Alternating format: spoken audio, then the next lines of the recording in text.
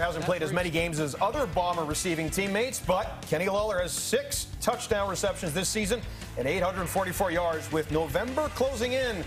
Don't sleep on him for a big play. Well, now here's your FanDuel 5. The most popular anytime touchdown scorers on FanDuel. Johnny Augustine leads the way at 130. He's looking for his first touchdown of the season. 4 players have shorter odds. 2 Stampeders round out the top 5, and Clayton Logan and Tommy Stevens, who were both with major impacts against BC last week. Stevens had 2 touchdowns, while Logan had 1 in the 41-16. You left out the main one. Dakota Prukop is hitting today. That's your department. You got it too? Yeah. Dakota Prukop will hit today. Yeah. Okay. Well, when it comes, that's what he does. I'm going to go ahead and plead ignorance and leave it to the experts here, because yes, I did pick an anytime touchdown this week. That's usually Kate's department, so I picked Dedrick Mills. But who did you guys pick, Matty? Oh, I got Dakota Prukop. Yeah. It's like, I heard Davis say that. I'm going like, I'm in, because that's a lock. Davis doesn't know anything. Come on, man. Prukop is going to be the short yardage quarterback for the whole game, most likely. Yes. And then he's going to play, whether he plays a quarter or a half, a quarterback as well. So he does. When have an opportunity. When the text was sent out, that's not what you said, Davis. You said somebody else. He said Prukop. He said somebody else. You said somebody. He didn't say Prukop. I did some more research. You didn't lock it in. Don't text me at 10 o'clock in the morning. That's for the answers then. On my day off. I'm just saying. I'm going with Johnny Augustine. I'm going to say that because I think Brady, once he gets his numbers, they're taking him out. And this offensive line, for the most part, for the Blue Bombers, they're still intact. The starters, for the most part, will be there. So Johnny Augustine will be the beneficiary of that offensive line. He get it from about 10 yards out. He got some decent speed. He can get it together. Yeah. I'm just saying up close. That's Dakota Prukop time. No, I give it to Johnny. I talked to him. Yeah. And I looked at Dedrick Mills because the fact is, when Kadeem Carey was out for earlier this season, who was the guy who was trying to consistently carry for them? See, Davis? Look, Davis, that's who you said. Tommy Stevens. Tommy Stevens. That's Tommy Stevens. That's a long time. That's autocorrect on my phone. All I know is Prukop and Stevens. Prukop to Stevens. All I know, for the first and only time, my name is going to be at the top of a FanDuel board right there. Shoots. So that's all I care about this moment. I thought you changed your pick, man. Right now, he's the front runner for the MOP. It also may represent a battle for the MOP honors. Volotarski in the end zone. Defender falls. Touchdown. Polaris strikes again. Wants to throw again. Finds some space in the end zone. Touchdown. And a 300-yard game for Vernon Adams. Look at the arm strength. Over the top to Monte Coxie. Chad Kelly sends BMO into a frenzy. Back to Brady Oliveira. Look at him go. Brady Oliveira does it again all the way up to midfield. Running all over the Riders all day. Explosives. That's what the CFL is all about. Are we having any fun yet? It's my question.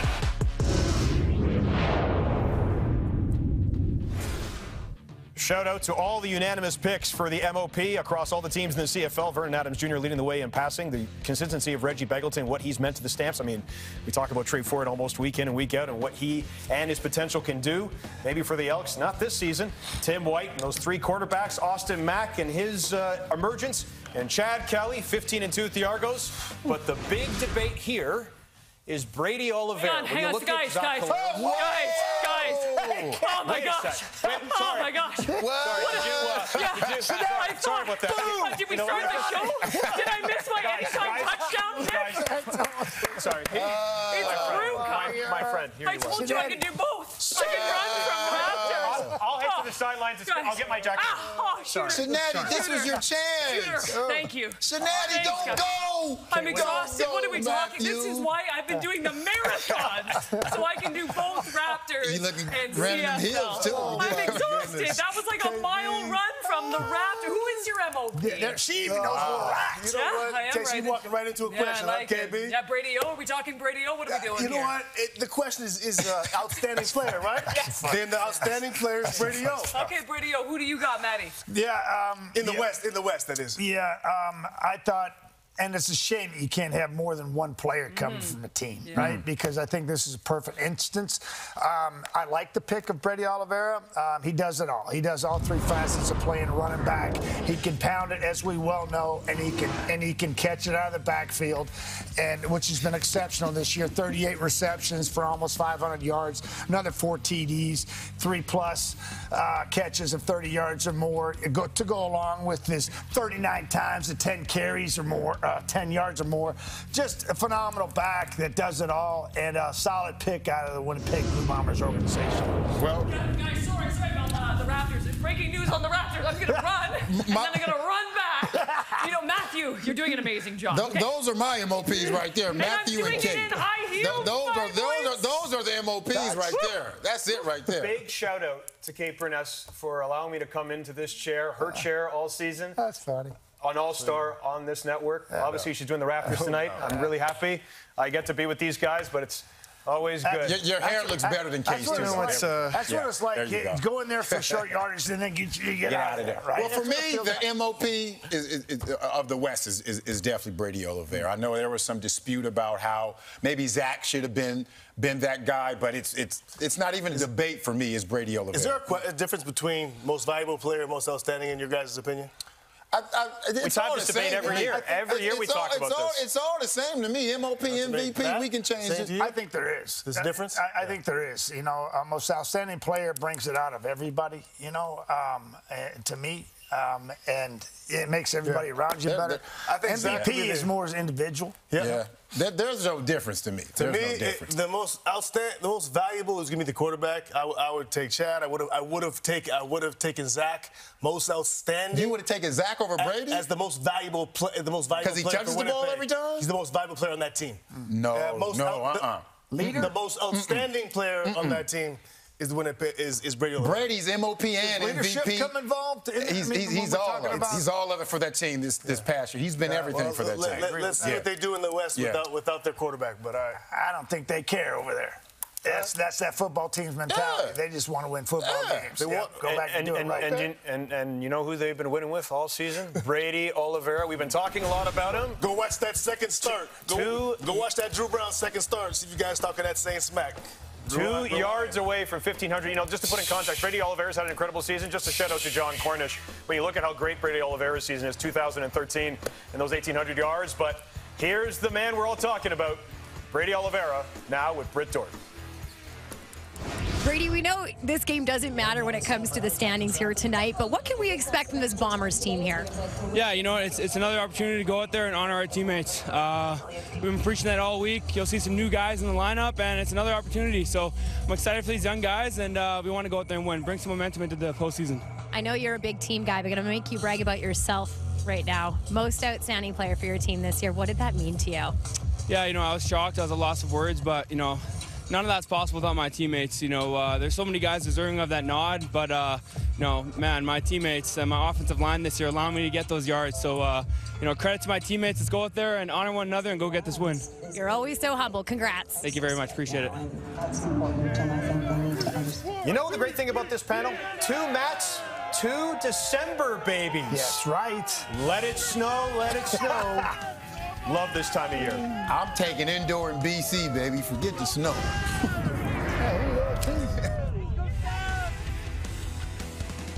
Still a full weekend, full season. Well, we're almost done the season. Full weekend. Bo Levi Mitchell will start for the Hamilton Tiger Cats, and Orlando Steinauer says he still needs time to gel with his offense. 4 o'clock Eastern time. The first round, not as big as the next weekend when it will be the East Final. You know who won't be playing, though? Chad Kelly. We're going to see a lot of Cameron Dukes in Ottawa. Maybe that's significant for the Argos because they need to know what they have more in their backup. The Argos and the Red Blacks, Saturday at 7. When you think of the 2023 season, you got to think of the great comebacks, the great one-headed grabs, the great returns. So I'm going to steal a line from our good friend Dustin Nielsen on this one. When you're watching the top 10 plays of 2023, you have to ask yourself, are you kidding me? 2nd and long. This time on the draw to Brown. He's got a burst up and over. Stayed on his feet, landed at 2 before it was eventually taken down. It's not going to be enough for a first down, but you can throw it on a highlight reel somewhere. Manually with the official. officials as Vernon gets the snap away, looks for Hatcher over the top. Intercepted. A huge flip up the field. Diving grab by Dexter Lawson Jr. Now the Argos are looking at him. Working quickly here. Kelly escapes, stays on his feet, looks far side, Donovan! Walking it all the way in under. Touchdown Toronto. And the Argos go on top late in the first half. What a play from Kelly. It looked like he was sacked. Strong upper body really doesn't even phase him almost, and Unger are in behind. Four-man rush. Fine. Escapes it. Now he's going to heave one down the field for Tevin Jones.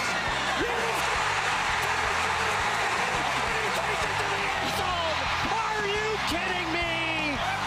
The mistake made by Calgary is they try to intercept it rather than just knock the ball down. Tevin Jones says, thank you very much, makes a man miss, and away he goes.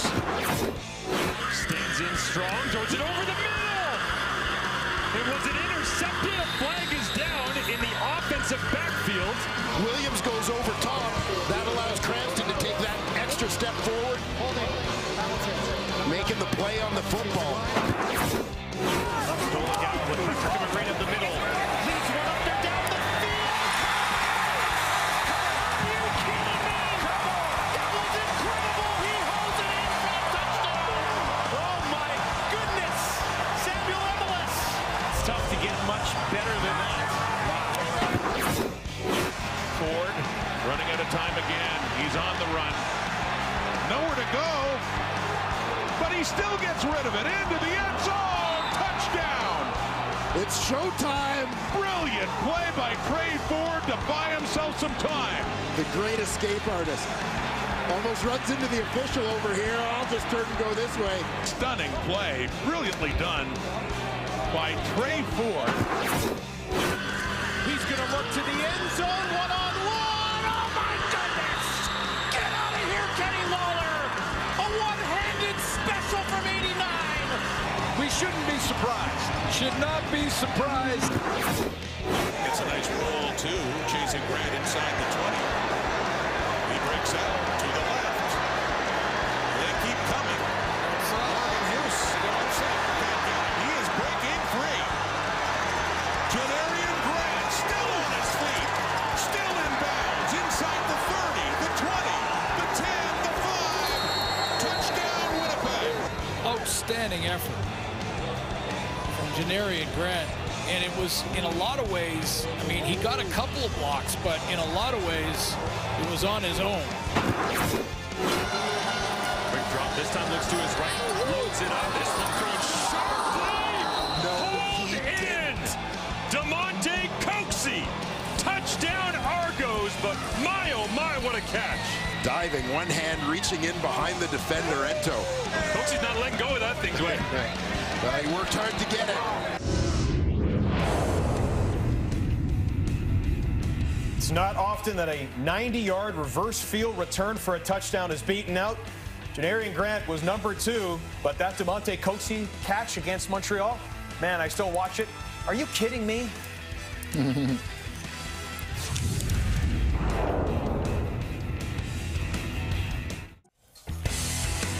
Calgary and Winnipeg have locked up playoff spots.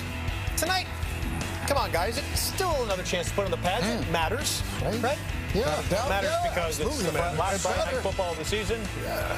We're getting close to playoff time.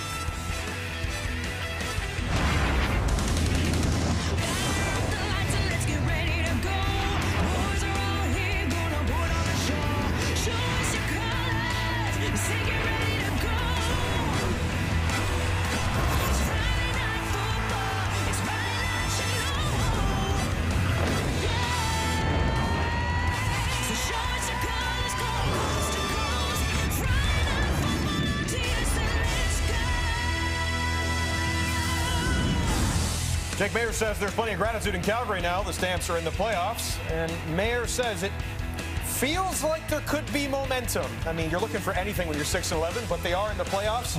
You know who has momentum, though? Brady Oliveira, 20 yards away from 2,000 scrimmage yards. Just another benchmark in what could be a MOP season for the Canadian.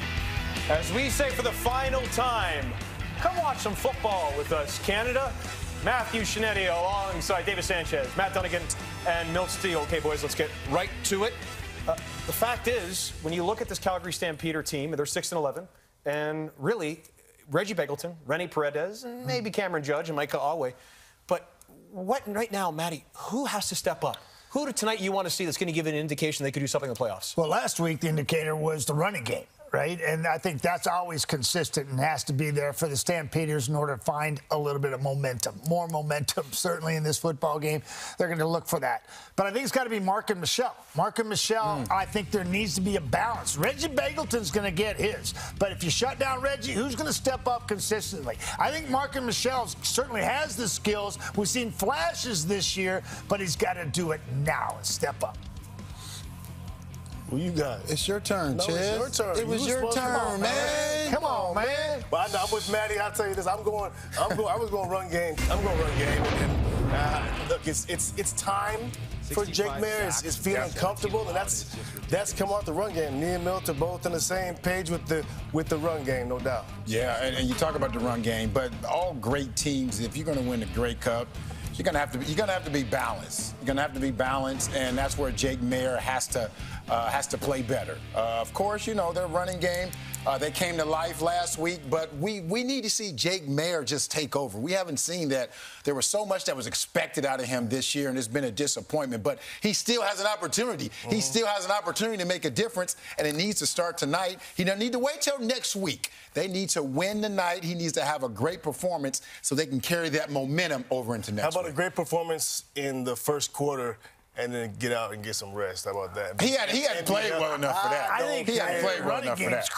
Critical. And then you get more people in the box. You get the one-on-one opportunities. Now you got Begelton, but you need another choice. Come on, Mark, and step up. All right. Yeah, it still matters. Hey, you see, I mean, Calgary, when you're 6-11 and you're looking for just anything like momentum, gratitude, the Bombers, they need to win. Maybe more momentum. Well, we'll see. Calgary and Winnipeg coming up.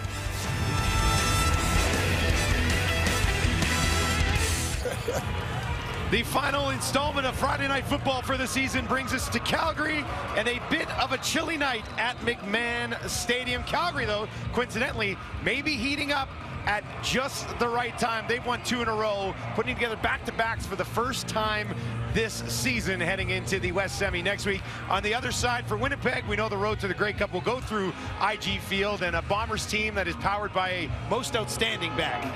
Yeah, double nominee for the Winnipeg Blue Bombers this year. Brady Oliveira led the league in rushing, and it wasn't close with 1498, and is the nominee for the Bombers for Outstanding Player and Outstanding Canadian. Jake Maier is the only quarterback in the league that has started all 18 games for his team. He will start again tonight. How long we see him, we won't know. It'll probably won't be long, but Maier over 4,000 yards passing. Back in the playoffs again, as always, for Dave Dickinson. 7th straight year as Calgary head coach, taking his team to the postseason. And a nice little streak right now for Mike O'Shea as well. First place in the West for 3 years in a row. Winnipeg has taken the first 2 of the season series. Everybody wants to stay warm and get through the game healthy. We are underway at McMahon. Engineering Grant takes it just outside his own 22. Brings it back up just outside the 35 on the first return of the ball game. And there is number 6 for the Bombers, Drew Brown. Well, last week versus Edmonton went 7 for 7 for 94 yards, 2 touchdowns, no interceptions. In fact, what's quite interesting and remarkable for Drew Brown this year is when he has got playing time, including 72 attempts, he has not thrown an interception all season. Yeah, 7 touchdowns, no picks. Pretty steady so far. It's a 300-yard game this season. He came in and led them from a deficit against Edmonton in that game that the Elks led 22-0. They start on their own 37, right up the middle to Brady Oliveira. It's worked so well all season. That'll put him over 1,500 yards rushing. Big part of this offense for Winnipeg. Well, up front, they're going to have Jamarcus Hardrick in there. It's outstanding lineman nominee for the Bombers. And Stanley Bryant will rest at left tackle. Drew Richmond will play for him. Lots of changes in the lineup. Oliveira will get his 20 yards from scrimmage. And that gets him to 2,000. That's probably all we'll see of Oliveira. And then, of course, no Zach Collaros tonight. And on defense, the Bombers very different lineup. -5 at kickoff. That'll be a first down. And the snow has really sort of just started to come down. We had a few flurries just prior to the game, but I don't know if this is going to be sunk in, but this is the most snow that we've seen so far this evening. Yeah, this just kicked in because it wasn't a bad afternoon here. Apparently over the last couple of days about -10, but around -3 or 4 today, sunny day, and now the snow has come in. Right at kickoff, it just started snowing, so. Welcome to Calgary, where it changes every. Hang in there for a second. It'll change again. +5 by later on this evening. 4 options out to the right here for Brown. Looks to his left, throws over the middle, and that is a completion for a first down into the hands of Kenny Lawler, who's creeping up towards a 900-yard season himself in just 11 games. This is game number 12.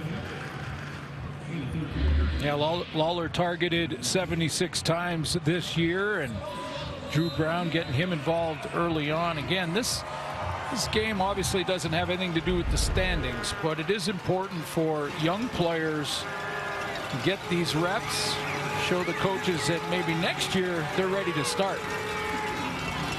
Back to Brady Oliveira as he creeps up, needs that 20 yards to get to 2,000 total yards from scrimmage this year. He's going up against his Calgary defense tonight. A slightly different approach for Dave Dickinson. He's going to play a lot of his starters. Mike Rose led his team with 11 sacks on the season. Mike Holloway was kind of listed as a backup, but will likely start. He's chasing down Alex Singleton's franchise tackle record, and Nick Taylor from safety will bump out to halfback, and Nick Stats gets the start in the secondary. 2nd and 6.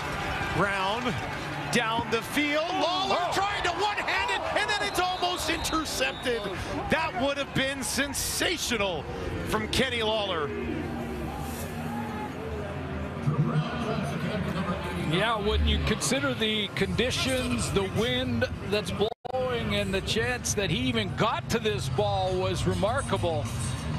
Drew Brown putting it on his back shoulder in behind him, and the fact that he almost reeled that in with the right hand, just incredible. But we've seen him do it. I mean, we've seen. He had a one-hander in the top 10 plays that they showed in the pregame. That would have immediately gone into the top 5, you would have thought. Castillo with the snow falling. A 51-yarder.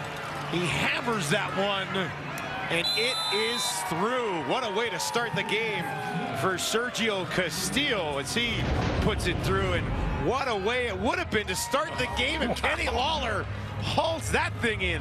Even on the ricochet, that would have been something else.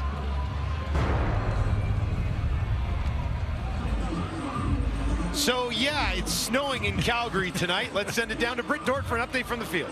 Well, you guys said it right from kickoff. All of a sudden, the snow came in and the wind came in with it. It's about -5 right now, but definitely affecting the conditions at the field here. I will say for Calgary in this quarter, probably going to affect them a little bit more because they're facing right into it. I will say Lawler probably struggled a little bit to get that catch right there, but it might have helped the Bombers on that field goal because the wind picking up in that direction. Yeah, 51-yarder from Castillo to start the game. Special teams player of the year for the Bombers, and he hammered that 51-yarder through with the wind and snow at his back. Incompletion from Jake Mayer as he was trying to find Mark and Michelle to start this ball game. Yeah, Jake Mayer over 4,000 yards passing on the season. Corrected the touchdown to interception ratio after a lopsided start in those statistics where he was throwing more interceptions early in the season than touchdowns, but really changed that in the last 9 games. And as you mentioned, you know, on a 2-game win streak and winning 3 in a row heading into a playoff game in BC, that would be important for this Calgary Stampeder team. Flags on the play. Mayer hit as he throws, up for grabs, intercepted by Brian Cole, and Cole takes it away for now, depending on that penalty flag. I do believe it is against the Bombers, though.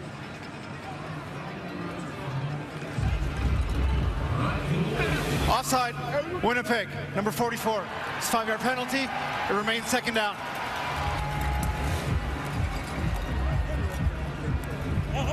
Brian Cole's been a great special teamer so far this year for Winnipeg and makes a play here. Yeah, just offside on the Bombers. And you can see the jump. Solid hit on Mayer from Cam Lawson. Lawson getting the start here. Rotation guy quite a bit of the year. Has 5 sacks on the season. Mayer 2nd and 5. All the time in the world. Drops one in there at midfield. And going down to get it was Michel. That's his first catch of the ball game. Yeah, I would agree with Matt Dunnigan. When the Calgary Stampeders head to Vancouver for the West semifinal, they'll need another top receiver. Reggie Begelton is not dressed for Calgary tonight. They're going to rest him. He's coming off a little bit of injury. Looked like that snuck under. Might be taking a peek at this. I was going to say, if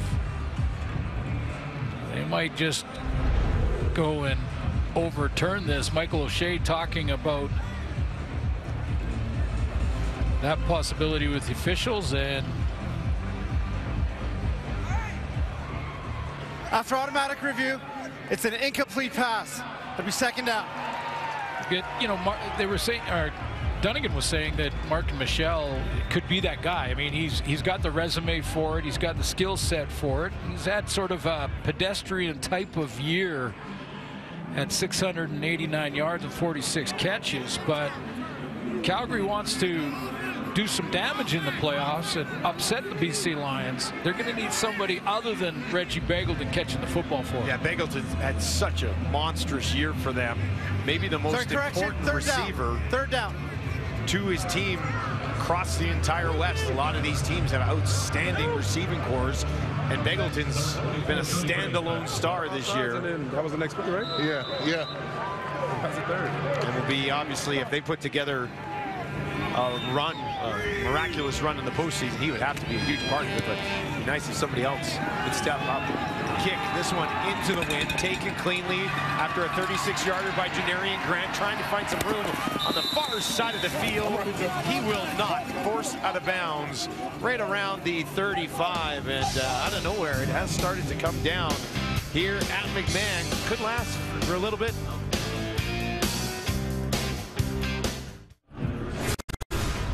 Well, it was a little dicey for a while this season, but the Calgary Stampeders do make it 18 straight years in the postseason. Got some help along the way by the Riders, who couldn't buy a win down the stretch. But in the end, managed to pull it out, and here they go again. Yeah, and the big win there for the Calgary Stampeders obviously was that head-to-head matchup against Saskatchewan to win the season series. They'll hand it off to Brady Oliveira, pushing ahead. And that is a nice chunk. That'll be 9, and that does give him 2,000 yards of offense on the season. Just the 2nd Canadian to do it. And John Cornish also accomplishing that feat, and just an outstanding season. I mentioned the close to 1,500 yards rushing. Well, over 1,500 now after a couple of runs here. And that wasn't close. 2nd place was not close. 26 yards already in this game for Brady Oliveira. Prukop's got enough for a 1st down before he's tag team down to the turf. So 2,000 yards, not all purpose, 2,000 yards from the line of scrimmage. In other words, catching the ball to the backfield, something that Brady Oliveira doesn't get enough credit for. Just how good he is. Rushing the football, of course, is the main stat. And when I say not close, there's his 15-27 and counting.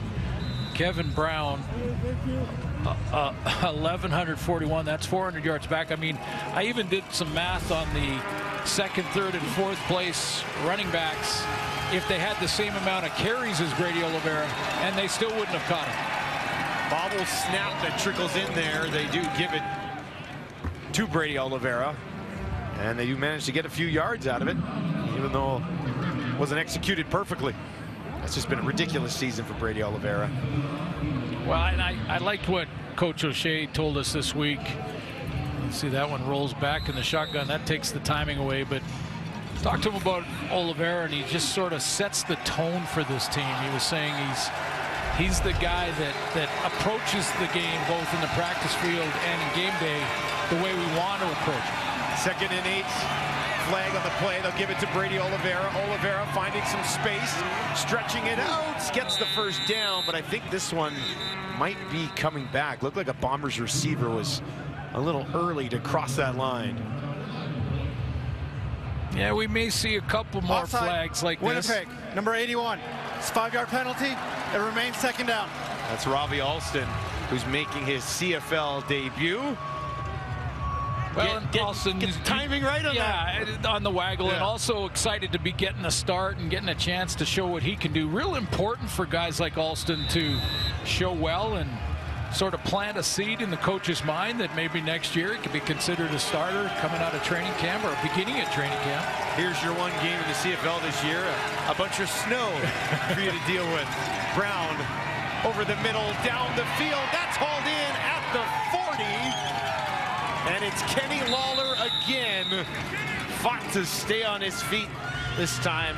He pulls it in, second catch of the game for Lawler. Yeah, I'm not sure how Drew Brown can even see Lawler. I mean, it's tough. Do you have to, really?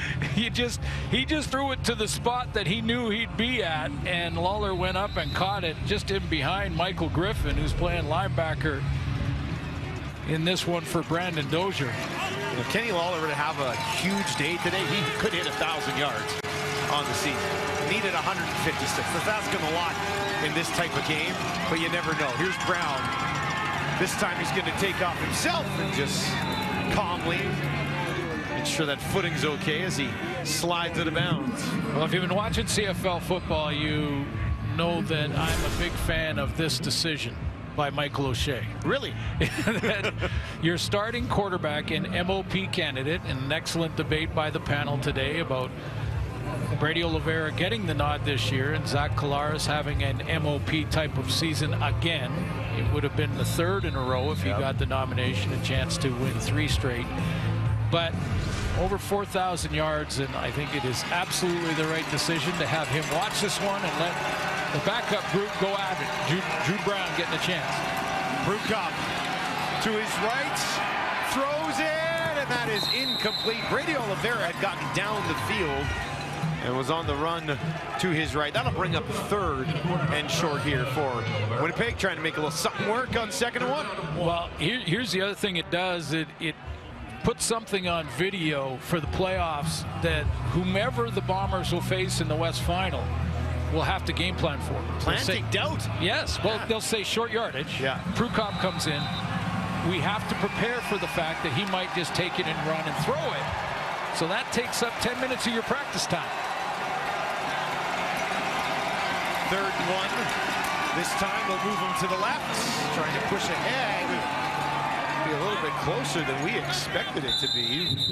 This will come down to where that ball is spotted.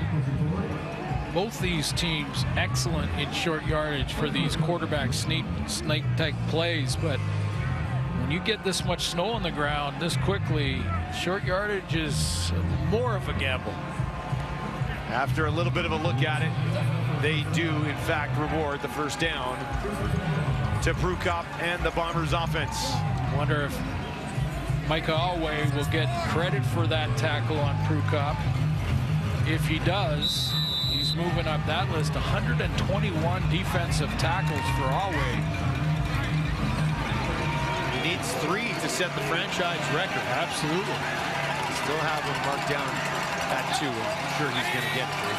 Brown takes it cleanly, looks down to the end zone. Lawler almost intercepted. What a play by Roberson. The 2 corners are the starters for Calgary tonight. The starters that'll start in the West semifinal in Vancouver. Trey Roberson has won 2 interceptions on the season. He's tracking Lawler very well, and then look at the elevation to go up and knock that down. If he doesn't get his hand on that ball and get up there to get it, Lawler makes that catch. A little bit of the Kenny Lawler medicine himself with the one-hander reaching back. 2nd and 10 for Brown. Snow has now let up here at McMahon. 10th play of the drive. A completion. And the first of the evening to Drew Wolodarski. So, Zach Collaros not starting. no Nick Dembski, no Dalton Schoen. Yes, Kenny Lawler, starter, is in the lineup. And yes, Brady Oliveira, and no Stanley Bryant at left tackle. And yet the Winnipeg Blue Bombers really controlling the first quarter, leaving their offense on the field, 3-point lead and looking for more. Well, we'll probably have a Drew Brown discussion at some point tonight about, is he ready? Every time he's gotten a look, I think you've been relatively impressed with what he's seen.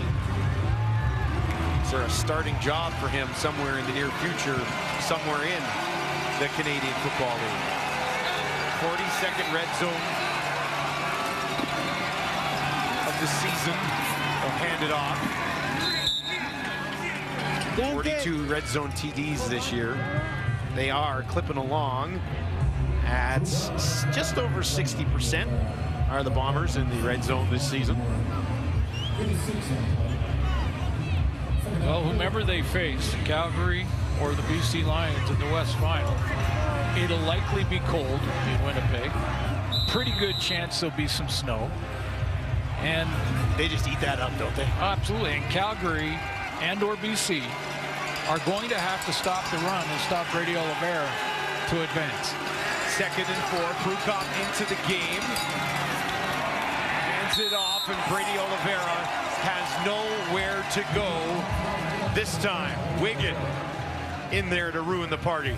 Talk about plays that will force whatever opponent they have in the final to game plan for. Quads to the field. One running back here, number 5 on the lineup, in Brady Oliveira, running away from the quad formation, and just to give new looks that we haven't seen all year to any one of the opposition they're going to face. Buck Piercy, tricky guy, eh? It's outstanding, and I'm not surprised at all. Castillo out for another, and that one is up and ripped through as Winnipeg goes on top 6-0 here late in the first quarter on the road in Calgary. Jake Maier and the Stamps offense when we return to McMahon.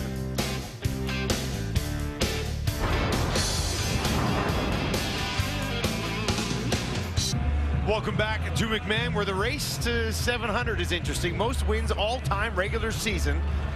Edmonton's done for the year. Calgary's got a crack at it here tonight. 700 wins. They're playing the #1 team in the division to get it. Just can't go a bit without throwing a football, can you? Zach Collaros, have a rest, sir. 1st and 10 from the 40. They'll pitch it out. Logan takes it.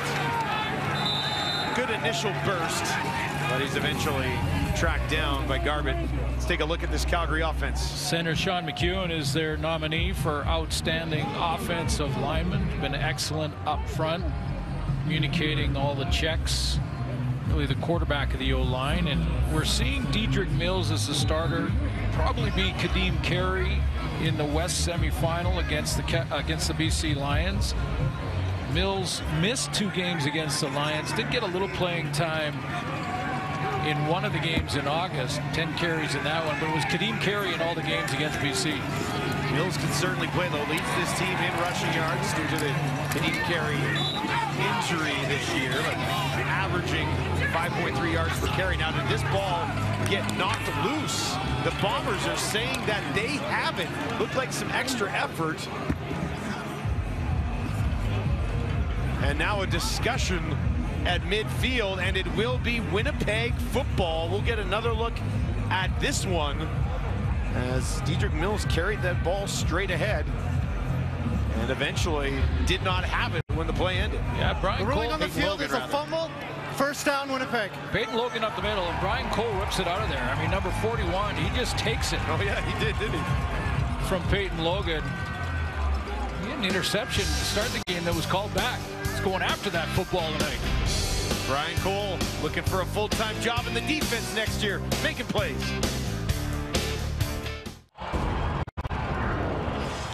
This guy just keeps getting better and better. An outstanding season for Brady Oliveira. For more on that, let's send it down to Britt Dork. keyword outstanding there, earning his team's most outstanding player award, beating out Zach Collaros, who had it the last 2 previous seasons. And you heard him in the pregame talk about how he was shocked about it. His head coach, though, not shocked at all. He said he is the type of football, the brand of football we want to be playing. He did tell us, though, when he called his mom to tell that he won, she was also shocked. He said, maybe I had a chance at winning most outstanding Canadian, but not MOP. I would have never thought that. But he did also say that people have been coming up to his mom all season long at work wanting to talk about the great season he's having. So he joked, guys, that, hey, she had something new to brag about this week. I always want to brag about your kids, don't you? I know there's a lot of people who are a little surprised. I don't know how you can be surprised. No. I mean, Brady Oliveira has dominated his position, and it's not even close in the league this year, whereas Zach's had a phenomenal year. Kelly's had a phenomenal year. Vernon Adams has had a phenomenal year. Brady Oliveira has just been so dominant at the position that I think you had to give him this. Yeah, there's no bad choice there, and it was an MOP type of season for Zach Collaros, but you know, you have to have numbers like this, over 2,000 yards from the line of scrimmage. That type of season is how you beat a quarterback in the nomination for outstanding player. To dominate in all aspects. Yeah, I mean, you think about the John Cornish season, the last guy that got Canadian that got 2,000 yards from the line of scrimmage. That 2013 season was unbelievable. Prukop out into the flat, Johnny Augustine into the game, and he hauls that one in. Now, Zach's numbers this year are very comparable to the seasons in which he has won his back-to-back MOPs. So just two, I think it's a really good problem to have if you're the Winnipeg Blue Bombers fan base sitting here going, yeah, who's the best player, who's the most outstanding player? Is it our ridiculously good quarterback or the running back who couldn't be stopped this season? Well, it brings up that conversation. I think the panel touched on it as well before the game in the pregame show, that maybe we should have it that 2 nominees can come from the same team. 100%. Yeah. Put 3 in across the league and just let it be like that. I think that'd be great. It leads to even more debate because there's another person in there to have that discussion with. First down picked up here once again by Augustine, who, when given an opportunity this year, has been good. He's averaging 6 yards per carry himself.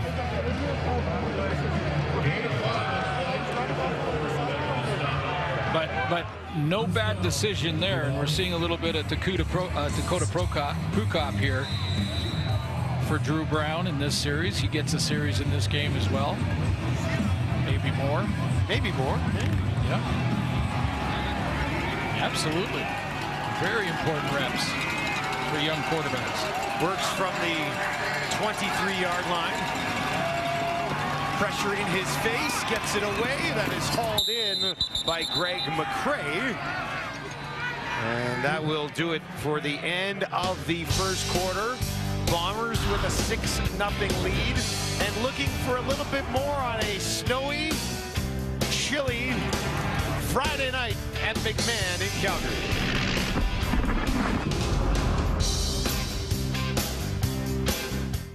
First quarter in the books in Calgary, and boy, Stampeders, they were kind of lucky to only be down 6. They were dominant in that first quarter. Well, this is what the point about the Winnipeg Blue Bombers and just how solid they are top to bottom when you consider that they're not starting with Zach Collaros at quarterback. Their 2 top receivers not in the lineup tonight. Yes, Brady Oliveira starts, but dominant time of possession in the first quarter. This is just a good football team. Yeah, they've got a lot of different weapons. You got gloves on, eh? I don't know gloves on there. I was going to say. There's Zach Collaros. Offensively this year, the Bombers have, it's tough to think when what we've seen from Winnipeg the last few years that they could be better. They're better this season, but offensively they are. Yeah, you take a look at their offense and the improvements. They're up 24 yards per game rushing. They're up 25 yards per game passing, and a field goal per game in points per game. So, you know, take a look at Calgary has slipped a little bit in those categories, but Buck Pierce's group that went to the Grey Cup last year, that went to the Grey Cup the year before, is better this season and have the top running back in the league. Well, and they did bring back a pretty important weapon in Kenny Lawler, who had a delayed start to the season, but maybe he's the guy who can make that one ridiculous catch along the way. Prukop has that one almost intercepted, actually batted down by the receiver to make sure that Nick Stats couldn't come away with his third pick of the year. Yeah, Dakota Prukop got away with one there. I mean, he threw it into coverage. There was a couple of guys. I think Alway was there. Nick Stats was there. And happy that one hit the turf. But another chance for the special teams nominee for the Winnipeg Blue Bombers and Sergio Castillo. 2 field goals already tonight. Now 43 for 48 on the season. This one a 30-yarder to remain perfect. And that is exactly what he does. Mentioned he is the special teams nominee. Let's take a full look at the entire crew of outstanding players this year that they're rolling out there.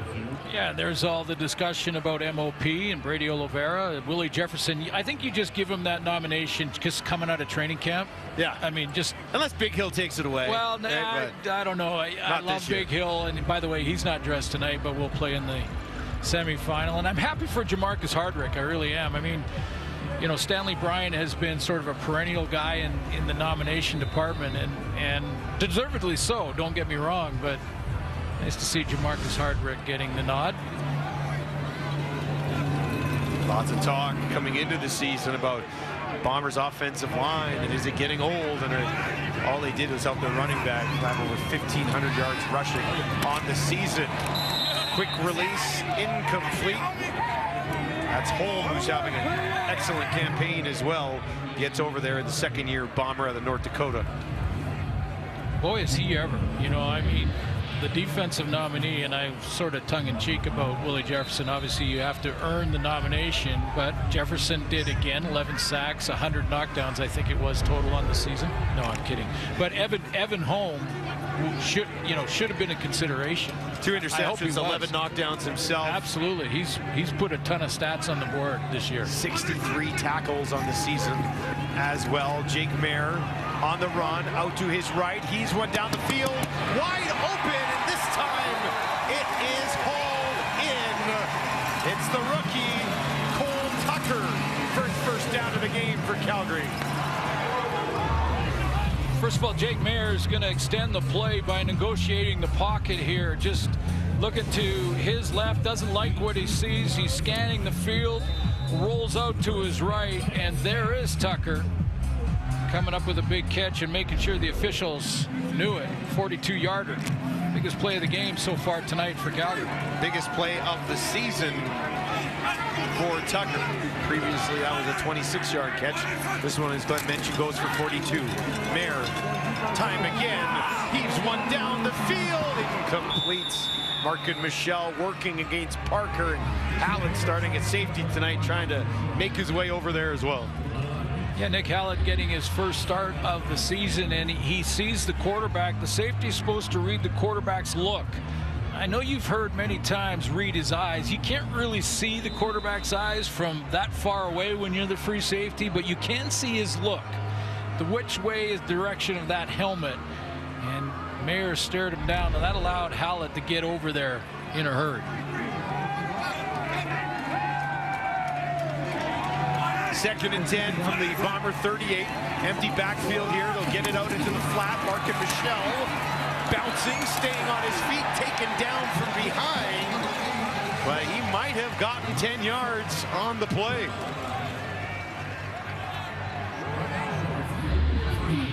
And I know there's probably some that think, you know, if you're in a game like this where the standings aren't involved, does the coach do some radical things? Like if you're short by 2 yards, do you just go for it anyway? And I say no. I was going to say, what do you think? I say no. I think you want to stay with good habits. You want to keep consistent, make good decisions on the sideline. They've been excellent in 3rd and 1 or 3rd and inches with Tommy Stevens, no question. Tommy Stevens, monster of a man, pushing ahead, and that will be enough. We had our Calgary first down. We had our draft, Dustin, you and I, on the short yardage quarterback you had picked. I think we both fought over Tommy Stevens. Right near the top of that list for sure. They've been excellent. 23 of 25, now 24 of 26 in short yardage. Best in the seat of all the teams in the league. 6'5", almost 260 pounds, and actually runs really well too. So basically, you've got a guard that's on the short yardage carrying the ball. Fresh set for Jake Mary's back out there working from the Winnipeg 26. Hands it off right up the middle, and that is Dietrich Mills. And a flag right at the end of the play in the secondary. Nice burst from Mills in these conditions here. Well, this was the key for Calgary against the BC Lions, that last game that they played against each other last week. 41-16 win for Calgary. They will go and play that rematch in the semifinal. We have a 15-yard misconduct foul against Calgary, number 54. It's a 15-yard penalty after the play. First down. Joshua Coker, right tackle. Oh, correction, second down. Second down. Is he cruising the pile a little bit? And there's the hit. Dietrich Hansen takes the brunt of that one. That's called cruising. If you're standing around looking at the pile, you're going to get hit. Now it's a penalty, and you're not allowed to do it, but that's old school. Back in the day, that wasn't a penalty. You didn't stand around. You just don't stand around and look at the pile. You're not a statistician. You're either in the tackle or get out of the way. The game has changed, Glenn. Yes, for the better in the player safety department. 2nd and 16 after the penalty. Nowhere to go. And wrapped up immediately on the play. Miles Fox making the play and stopping Tommy Stevens, who was in the game there on that 2nd and 16. Yeah, you know, I really think he had Dietrich Mills open. He's going to get some pressure right here, and that's who makes the tackle, but he has Dietrich Mills open out here on the swing pass. He looked at it quickly and then decided not to pull the trigger on that one, but Miles Fox shuts it down. Miles Fox out of Wake Forest. Paredes is in, and Paredes misses it. Janarian Grant gets it out of the end zone, but not very far. Doesn't even get it back to the 5. Paredes flipping along at just under 88% this year. Unable to do what Castillo has already done 3 times. Stevens, nowhere to go. Fox is there.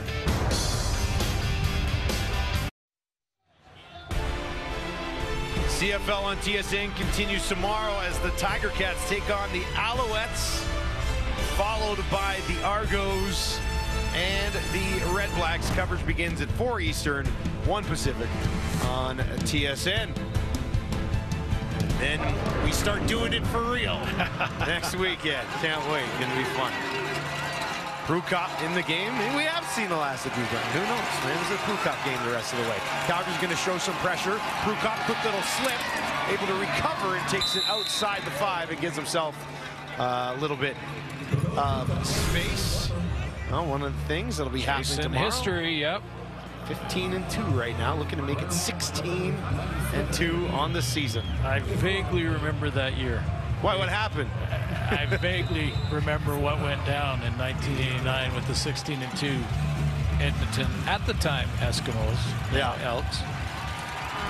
So 16 wins doesn't guarantee it doesn't win at all. Tracy Ham, quarterback of that team.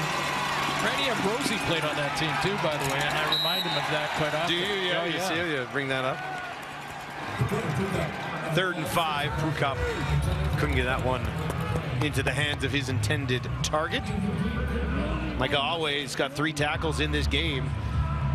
And that sets a franchise record for the Calgary Stampeders with 124 tackles on the season.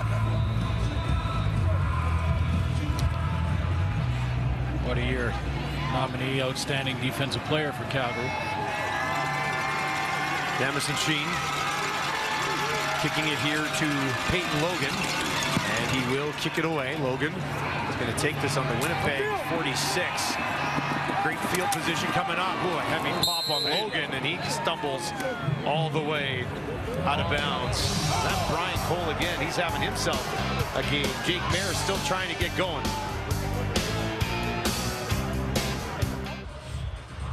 Well, not much on the line in this game, but Jake Mayer still wants to see a good effort from his team. For more on that, let's send it down to Britt.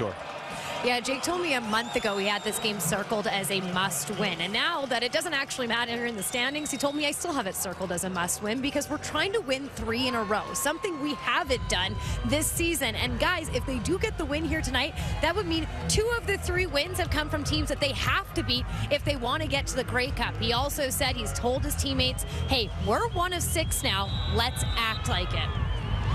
I like having that swag, even though you didn't necessarily play like that throughout the year. Yeah, right? Exactly. And it's only happened one other time where a 6-win team has got to the playoffs. And now a lot of room to run for Dedrick Mills. First down and a little bit more. Takes it down inside the 25. 16-yard pickup for 26. In between quarters, the brushes came out and cleaned the hash marks. And Dedrick Mills makes a real nice cut right in that clean area. And then bounces it to the outside for a good run for Calgary. Yeah, I agree with you on Jake Mayer and what Britt was talking about with him wanting to, finish on a positive note in the regular season. Plus, it exercises a demon against the Bombers.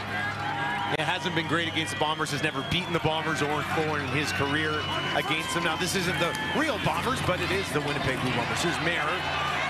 This time, and he is hit heavily, held on to the ball.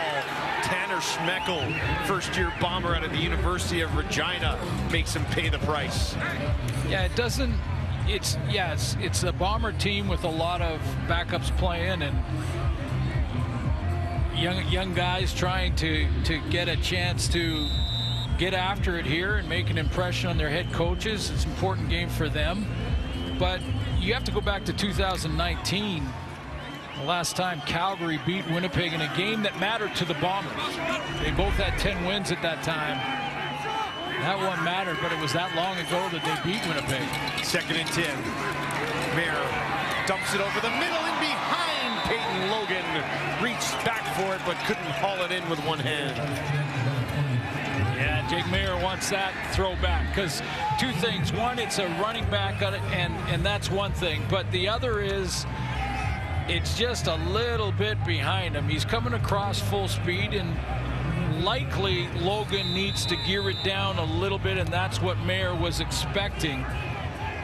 Again, Peyton Logan missing a ton of action this year due to injury. 12 games as a matter of fact, but important add going into the playoffs. It's certainly a weapon you can use in the return game. Mix in a little bit, change of pace from Mills and or Kadeem Carey. Calgary on the board. You have to go back to 2015 and Chris Jones for the last time a West coach was in the Grey Cup, and it wasn't one of these 2 guys we're seeing tonight. 3 straight Grey Cup trips for Dickinson, then a transition to the Bombers and O'Shea, and they've taken over that mantle atop the West since. Yeah, absolutely, and I think it really coincides with the quarterback position for both of these head coaches. Prukop, a little bit high, but it is hauled in by Rasheed Bailey. And when Dickinson and the Calgary Stampeders were the dominant team in the West, Bo Levi Mitchell was their starting quarterback into his prime, and he's still got some game left. Yep. We'll see that in the playoffs. I'm just saying, he was, I think, an MOP in 2 of those 3 years. Zach Collaros took over for Winnipeg in 2019, last game of that regular season, and he's just gone 39-8 since then. With a couple of MOPs as well. Exactly. 1st and 10 after a 12-yard pickup to Bailey. This will be handed off. Greg McCray tracked down by Awe. Not before he picks up about 7 yards on that carry. So this version and this year's version of the Calgary Stampeders, slightly younger, and the changing of the guard at quarterback. Not to say you should be selling stock in Jake Mayer, but he's trying to find his way and has played a lot better in the back half of the season. 4,000-yard campaign for the first time. 10th quarterback for Winnipeg to do it, or for Calgary rather. 2nd and 3 here for Winnipeg from the Calgary 51. And they'll hand it off, pushing ahead. Look at that push. First down, no doubt about it, and eventually a whistle just before they get to the 40. I think Micah Howe got involved on that tackle as well, so he continues to add to the total. I'm not sure if they know that he's set the franchise record, 124 tackles. Alex Singleton had a couple big years. He was okay, wasn't he? 17 and 18. That's the type of year always had. It's been absolutely. Nominee outstanding defensive player, deservedly so, and a little surprised to see him still out there, to be honest. But talking to Dave this week, he said he wanted to start everybody. He wanted to put his whole roster out there. The only reason that he didn't put everybody out there, guys were either too banged up to play, or if they, if it was the playoff game, they would have pushed through. But yeah, he told us this week. I said to him, I said, how do you manage your roster in this type of situation? Because Calgary's still trying to hit their stride. Winnipeg knows it. They're in this game differently, I think. And he said, yeah, if I could have, I would have. I want to start everybody, but some guys say, a little banged up. Like that a little bit of time. Like Bagleton. So, like Bagleton, Kadeem Carey. These guys have been battling a lot of things throughout the year, but he wanted to run out his entire starting roster and go out and continue to try to find their game, right? First time all year they won back-to-back games. And well, Jake Mayer is still playing. Yeah, right? That's a perfect example of it. And the other thing is, and it's a smaller thing, but Calgary's at home here. The Bombers are on the road, so you can make the argument that when you're on the road and you're the road team, it's your effort there from Augustine, but when you're the road team, you can leave some guys back home. You're not playing in front of your fans. It's a smaller thing, but you want to stay home or you want to go stand on a chilly sideline at McMahon? Tough call. A good second effort here from Johnny Augustine. But you're right, like whenever he's got his opportunity, and that's the thing you heard in the pregame show with Brett and Brady Oliveira, when Oliveira was saying, tonight we want to just honor our teammates. We want to show our attitude and how we're approaching the game to our teammates. Way back to him again, spinning ahead and eventually up and over.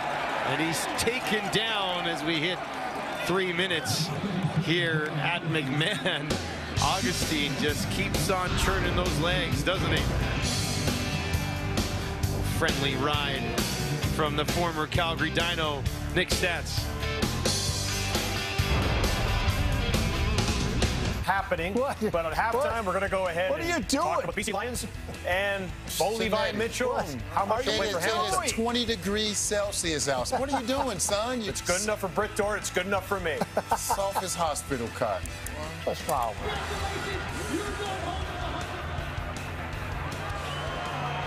To be honest with you, I don't think it's good enough for you. I don't know about that, too. Back on the ground. 2nd and 2, only needed a couple.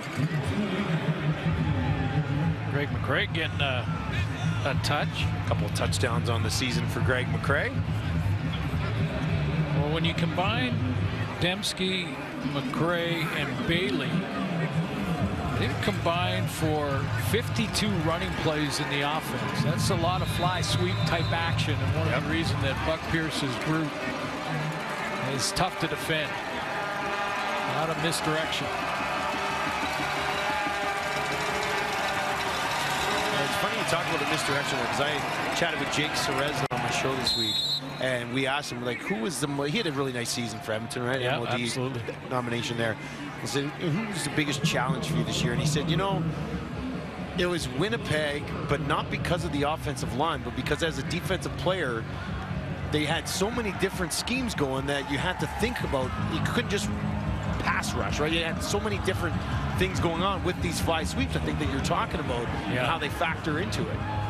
Well, it's just to take the eyes or just a first step movement in the wrong direction for a defender, and that's what Buck Pierce has done so well with this offensive group. Just look over here. We're going the opposite direction. can do that a lot with this guy in the quarterback now, Prukop. He can certainly run with the ball if he wants.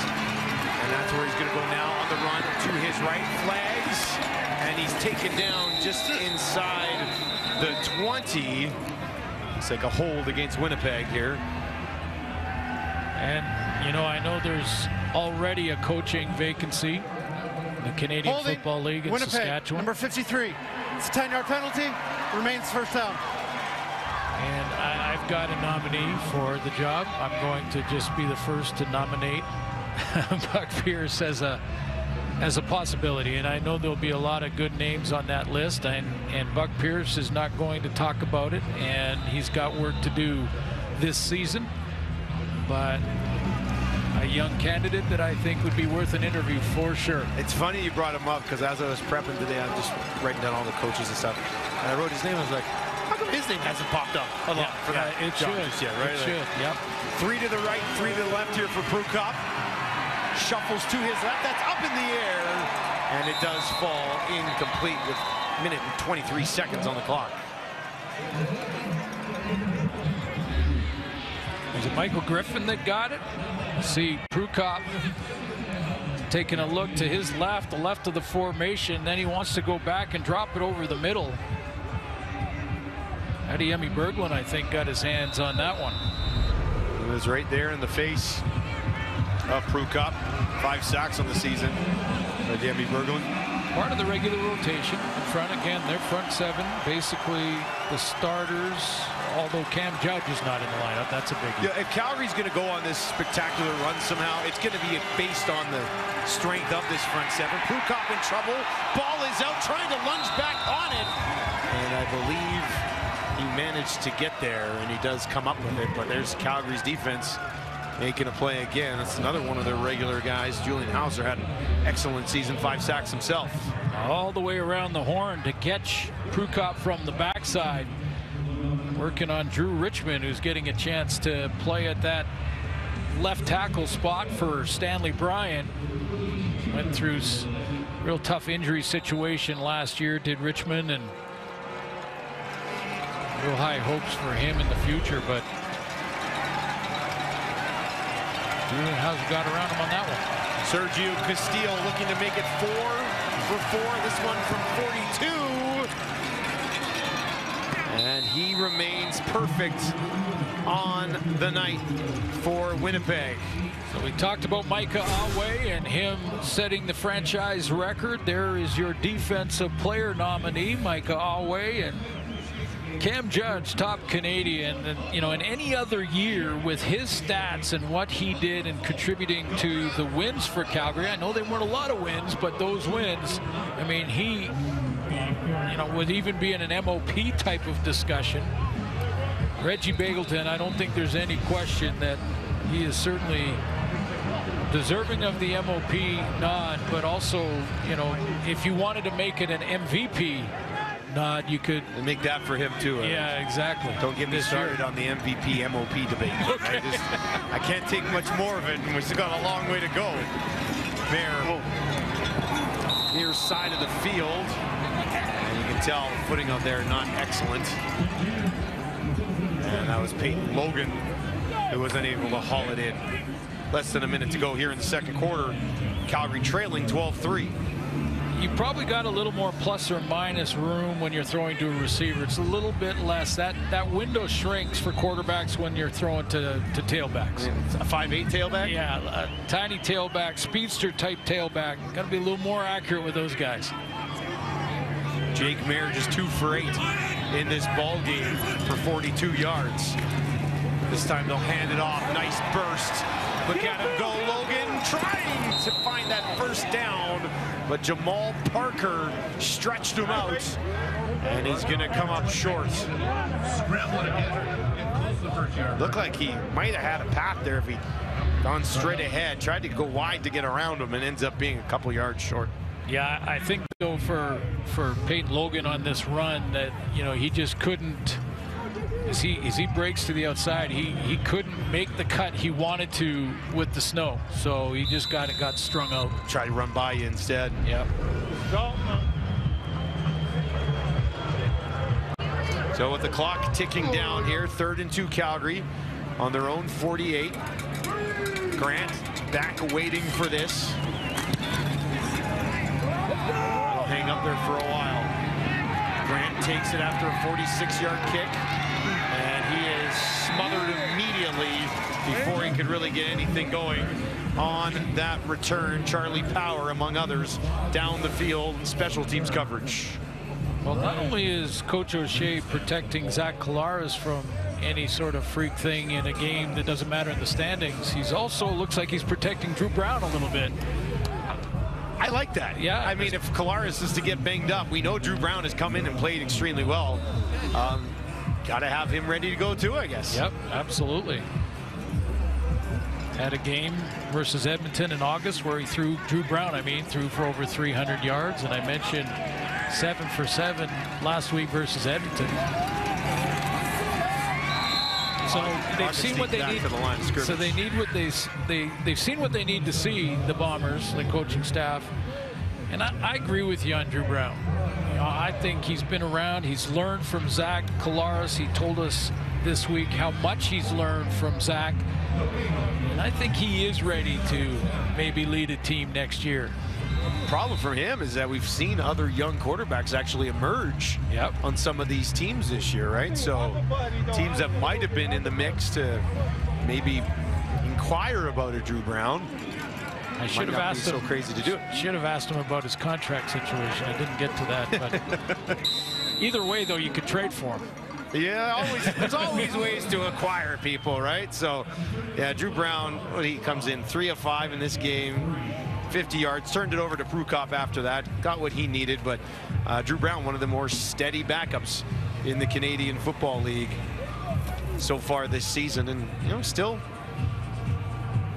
relatively inexperienced, right? We don't know really exactly what he's going to be, but I think you're intrigued to see a little bit more of him. Super chill dude too. I think you saw him yawning there as he's walking on the field. I remember asking him earlier in the season on one of our Zoom calls with him, are you always like as chill as you are in interviews? You're going to see it here with Britt when he joins her. He's a pretty relaxed dude, so he's with our Britt Dort right now. Drew, you talked to us this week about how important it was for you to get into rhythm when you got into this game. So how do you evaluate your performance in that first half? I thought we moved the ball pretty well. You'd like to finish in the end zone. We kind of stalled out a few times, but we'll see what coach has to say. See if we can put up touchdowns instead of field goals. We see you splitting reps with Prukop. Can we expect to see some action from you in the second half? Yeah, we got to see, what the plan is. But I guess we'll find out soon.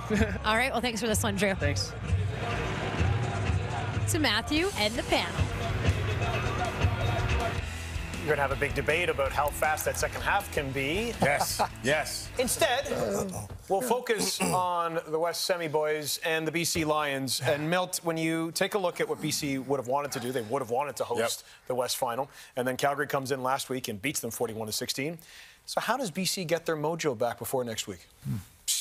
I think they're fine. I don't think they ever lost it. And I know some people are concerned about what happened last week, but I'm not. It was just one of those games. But they just need to go out there and play some great football. And it starts with the quarterback, Vernon Adams. When he's consistent, it's difficult to beat this team. I don't care who you are. When Vernon Adams at the top of his game and he's playing consistent football, they can beat anyone. Yeah. Especially when they're playing at home. It's going to be a hostile environment. So I don't think they ever lost their mojo. And I'm not putting anything into what happened to them last week. They come out and play the football that they're capable of playing, as I just alluded to, especially Vernon Adams, and they have a great opportunity to win the game. Yeah, I agree with that, Milt. I think Rick Campbell flushes this, and we're moving on, guys, and I think that was the mindset of that football team. Look, I go back to what happened in Week 18 when Winnipeg went there and won that game, outscored BC 24-6 in the last 2 quarters in overtime, and some quarters that mattered, and to gain that home field advantage and win the West basically on that football game. And I think that's the one they're looking at, and I think that's the one they're prepping for. And if Calgary can somehow go there and duplicate that, what's happening today, today in this football game in these conditions is going to benefit them. I don't think BC can go to Winnipeg and play in conditions like this, and I don't think they want to, but they have to. I think that's going to be the biggest challenge for this football team is getting past the Calgary Stampeders 1 and then going to IG Field and taking care of business in conditions like this. I think leg up on Calgary right now based on what they did last week. Yeah, BC's is the top passing offense in the league. And early on, what we saw from this Lions team, which was so impressive, Nathan took off, and Vernon Adams took over Jordan Maximic's offense, and it was how decisive and quick he made his decisions. And that we all marveled at that early in the season. Last week, what I saw was VA looked tentative. He looked indecisive. Now, was it because it was the end of the year and, you know, other things were going on? And is that why? I don't know. But I will say this, that if you look at the West, the two best teams when it comes to pass defense, the Winnipeg Blue Bombers and the Calgary Stampeders. Actually, the whole league, they're the top two pass defenses.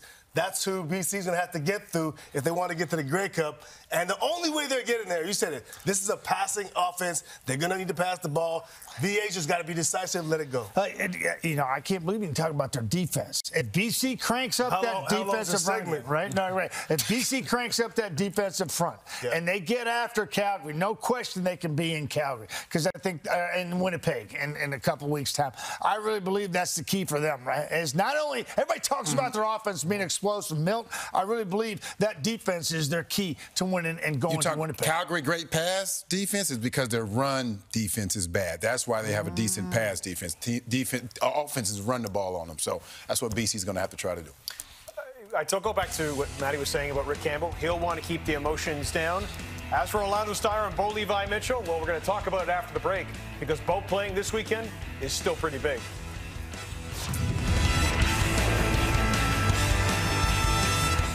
And for the first time, the Hamilton Ticat fans get to see Bo Levi Mitchell as a starting quarterback in a home game. Mitchell looks to his right, slant route underneath, complete. Touchdown, Tiger Cats. Bo looks over the top, big ball, Tim White over the shoulder. Touchdown, Tiger Cats. Poise that a veteran brings to the table. This is a good, positive game for the Hamilton Tiger Cats. I was in Hamilton yesterday and spoke to Orlando Steinauer and Ticats offensive coordinator Scott Milanovich, excuse me. And the one thing, Matt, they talked about Bo Levi Mitchell. They talked about gelling, that he still needs that time and that every opportunity he gets to play, and it's a small window, I might say, in what's left in the regular season. How important is that going to be, knowing that they're going to face Montreal again in Montreal next week? Yeah, great point. I think both is important for the Hamilton Tiger Cats fan base and for Bo Levi Mitchell himself to go out there and prove that he can play, and he's back to where he once was. I'm going back 4 years ago because that's what they're trying to do is turn back the clock. And if he can't do it, then we're going to see Matthew Schultz. And I believe that it's extremely important for their mojo as a football team moving forward. More importantly, for the quarterback himself, Bo, going out there consistently and making it happen. Rhetorical question: if Bo struggles tomorrow, do they start Schultz in the playoffs? You know, that's a question. You know, do they do that? But I think Bo will have a decent enough game where they'll start him. But if he doesn't play well early on in that playoff game, I wouldn't be surprised if they go to Schultz, you know, give him an opportunity to see if he can get it done. But I think tomorrow is big for Bo to go out there and continue progressing to making sure he's ready for the playoffs. Yeah. The best Hamilton offense right now is a dual quarterback. I think you think so? I think that's the best. Isn't it always a Hamilton offense like that in the playoffs? Come playoff time, it seems to be that way. Maybe, but I mean, what we've seen so far, they both have different skill sets. Regardless of how Bo plays, he just hasn't played a lot of football recently, and we've seen some good stuff from Schultz though. So, and I think that's something that presents challenges for the defense. Now, say after the playoff game, Bo is killing it. Do you still do the rotate? You keep him going, right? You keep going with that. Yeah. The Milanovich effect on Mitchell in that quarterback room, it's got to be huge moving forward. And there's still some, as you said, gelling going on with Scott Milanovich's offense and Bo Levi Mitchell. More important to take, and for the reps, he needs those. I thought you said jelly at first. Peanut butter. I'm like, what did you say? No. I like peanut butter and jelly. I like a good peanut butter and jelly. Now here's a really interesting stat from the stat magician Steve Daniels. Not since 1970, and the Montreal Alouettes has a third-place team in the East gone and won the Grey Cup. Wow. So we'll see. The Ticats will be in Montreal. Doubleheader tomorrow. Starts at 4. And then the Chad Kelly-less Toronto Argonauts are in Ottawa to close out Ottawa's obviously forgettable season. But the Argos, just one more game, and then they are off after 10 straight weeks of football. And more added to the Grey Cup festivities. 4-time Juno nominee Jamie Fine will take center stage for the SiriusXM Grey Cup kickoff show. The Ottawa native will kick off the festivities on November 19th ahead of the 110th Grey Cup at Tim Hortons Field. And it's quite a lineup that is building. Mr. Leva himself, Shaggy, will be there, and I know that Milt will be there. Yeah. Matty, maybe for Carrie Underwood, and what? You're a big Green Day guy, right? Yeah. You'll be out there. Absolutely. Davis? Absolutely. What a great Cup festival is coming to Hamilton. Let's go. All week. Wasn't me. What's going on, everybody? It's Jamie Fine, and I am so excited to be performing for y'all at the SiriusXM Kickoff Show on Grey Cup Sunday. It's gonna be lit, I promise. We'll see y'all there.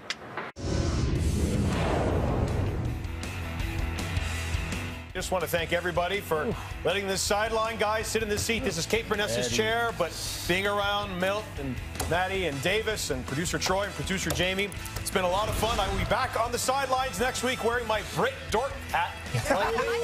We will see you on the sidelines leading into Hamilton. Thanks for all the fun this season, guys. Yes, sir.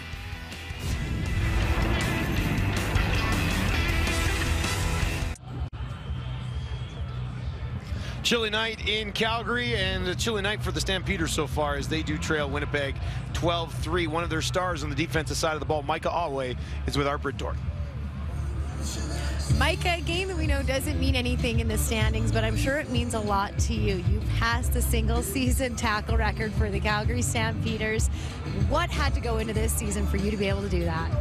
Oh, man, that started for me from some kid from Nigeria that got a visa lottery and happened to be in Texas in 7th grade, and I just joined the football team because all my friends did it, and I started off on D team, and I cried in very first practice of my life, and I told myself I never want to be on the bottom, and I never want to have that happen to me again. So from that day, I just knew one thing: I'm going to work hard. I'm going to work hard. I'm going to give myself the best opportunity. So that's when it started. It was when I was a little kid in 7th grade and on the D team, and everyone counted me out.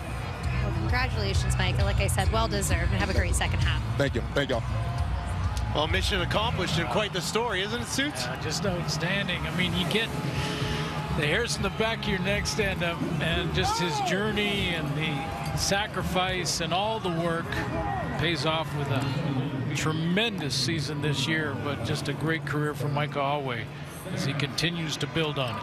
127 tackles on the season. He's moving up the list of all-time great seasons for tackles, and we'll monitor that here in the second half. Logan on the return, little stumble. They have cleared off the field here at halftime, so that might help things a little bit. Logan on the return. Jake Mayer rolls back out here, 2 of 8 in the first half for 42 yards.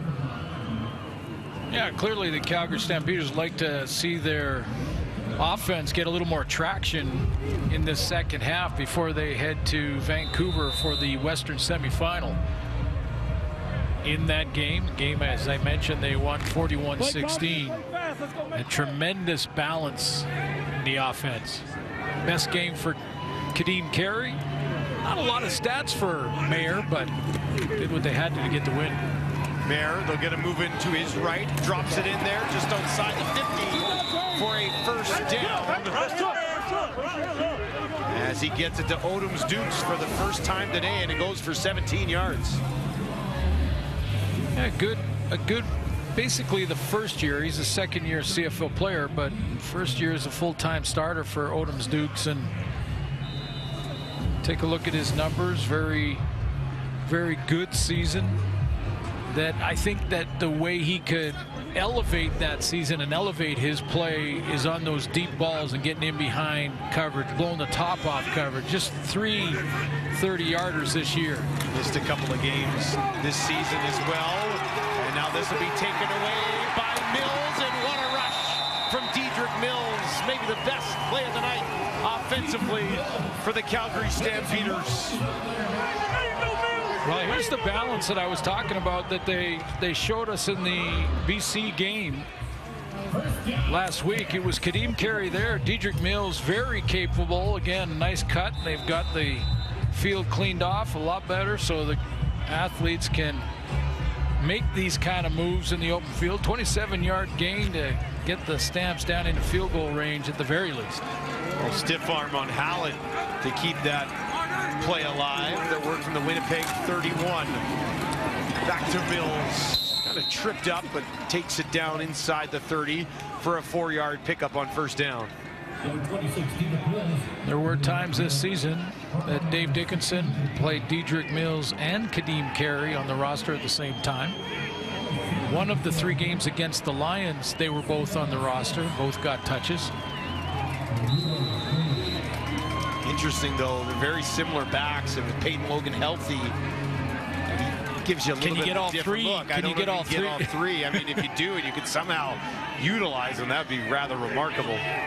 2nd and 7. It's Logan who's checked into the game now, stands in there to the left of Mayer. Jake's going to take a shot downfield towards the end zone. Incomplete, looking for Hakuna Vanu, and he couldn't make a play on it cleanly. That's a pretty good throw. We'll see what the coverage did on the end of this corner route. Little peek by Jake Mayer before he even got the snap and got the football. He wanted to go deep. He had an out route out there as well. The intermediate zone. Decides to go to Hakuna Vanu and pretty good coverage. Paramoko was there. Yeah, inside out. Bounced that one right off his melon, didn't he? Paredes, 35-yarder, straight down the gut. Calgary trailing by 6 at home in their regular season finale. Well, let's take a look at the outstanding first half from Michael Alway. 6 defensive tackles in that first half. That gets his total up to 127, which puts him in pretty elite company all time in tackles in a season.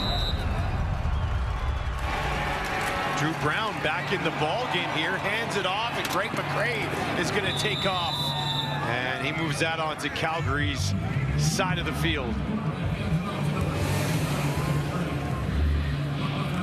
One of 2 things happened on this play in the Calgary defense. Either Micah Alway is not in the lineup right now, or they got someone out there to block him. But Alway was up on the line of scrimmage, so his job was to maintain containment, maybe a bit of a hold. Yeah, a little bit of a hold, eh? Well, fewer flags, the better here, I'd say. Yeah, I'm with you. We were talking about Alway and the year that he's putting together, and it is moving up this list of all-time great season suits. Yeah, a couple more, and he's tied Solomon Elimimian, one of 3 top 4 seasons, all with the BC Lions. J.C. Sherritt with the Edmonton football team in 2012, and you know, I loved what he said about his journey, and also speaks to the inclusion that football creates. 2nd and 9 for Brown. Right over the middle. That'll be a first down as he gets it to Greg McCray. You heard Drew Brown say there at halftime. What did he say? He said, we want to finish some drives. I think he's back out in this game to finish the drive and then turn it back over to Prukop. Well, I think the plan for their quarterbacks between he and Prukop was preset. I mean, Coach O'Shea didn't. I don't think he was going in thinking he would just play it by ear. We weren't going to see Zach Collaros. We're not going to see him tonight, but I'm sure it said, let's let Drew Brown start the game, go a few series, and then start the second half, and then probably hand it over to Prukop. Brown takes it himself. Quick little slide at the Calgary 35. Now, does Alway get the tackle for that? Because he was standing over top of Drew Brown when he slid. Give it to him.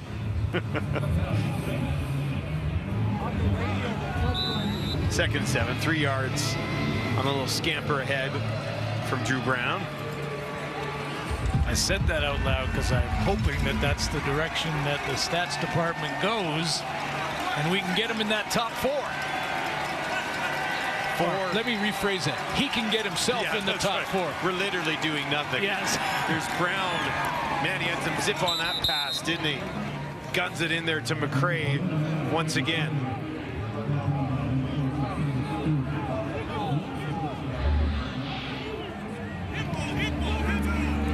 Take a look at McCray just sort of nonchalantly finding the spot. That's what receivers do when they're playing against a zone look.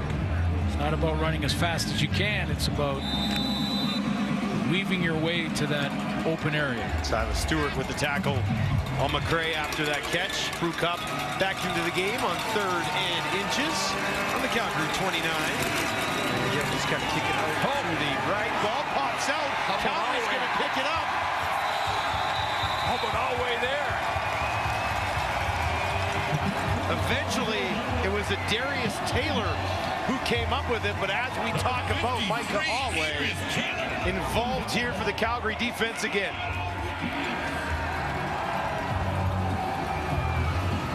Wow, he came over the top and just put a big hit on Prukop. Here he goes. This is middle linebacker play at its best, stepping over the pile and climbing to Prukop, hitting him, turning away, causing the fumble. That's a forced fumble by 5'7", and yeah, Taylor picks up the fumble there. Part of ripping it out, but what a hit by Alway. The previous play is under review by the command center. All turnovers are. That's pretty clear. That ball looked like it was out, eh? Taylor had that stripped pretty good. Well, there's certainly no whistle to stop the play, and it looked like Prukop was still trying to dig for yards when Alway hit him, and Taylor was ripping at the ball. Pretty surprised if they actually do decide After to turn review, this one the ruling around. on the field stands. So it, in fact, is a fumble for Prukop, caused by an excellent effort from the Calgary Stampeders defense. Darius Taylor ripped it away. Alway celebrates with him. Well, no Cam Judge in the lineup tonight. He's been a playmaker defensively, but other guys stepping up here, Glenn. Well, Darius Taylor gets a chance here to show the coaching staff, hey, next year in training camp, come back, get a new contract, and maybe get a chance to start in the linebacking core. That's a pretty good strip of the football with help from Alway on the hit. First year out of FAU. 8.5 to play in the third. They'll hand it off. Nice little burst. First down for Calgary. And it's Dedrick Mills once again. That puts him almost at 70 yards on 5 carries. Yeah, and the one thing we haven't talked a lot about is the blocking up front in this run game. You go back now for the last 2 games and 2 wins for Calgary, and then this second half of this one, we're seeing some big runs from that Calgary offense. The guys up front opening up some holes. Yes, it's not the starting front 7 for the Bombers. None of that front 7. No, right, none of nobody them. there, yeah. But still got to make your blocks. Working from the Calgary 47, out into the flat. That is caught and brought ahead. Nice burst here. Another first down for the Stampeders as Hunchak gets involved in the offense. Just his 7th catch of the season.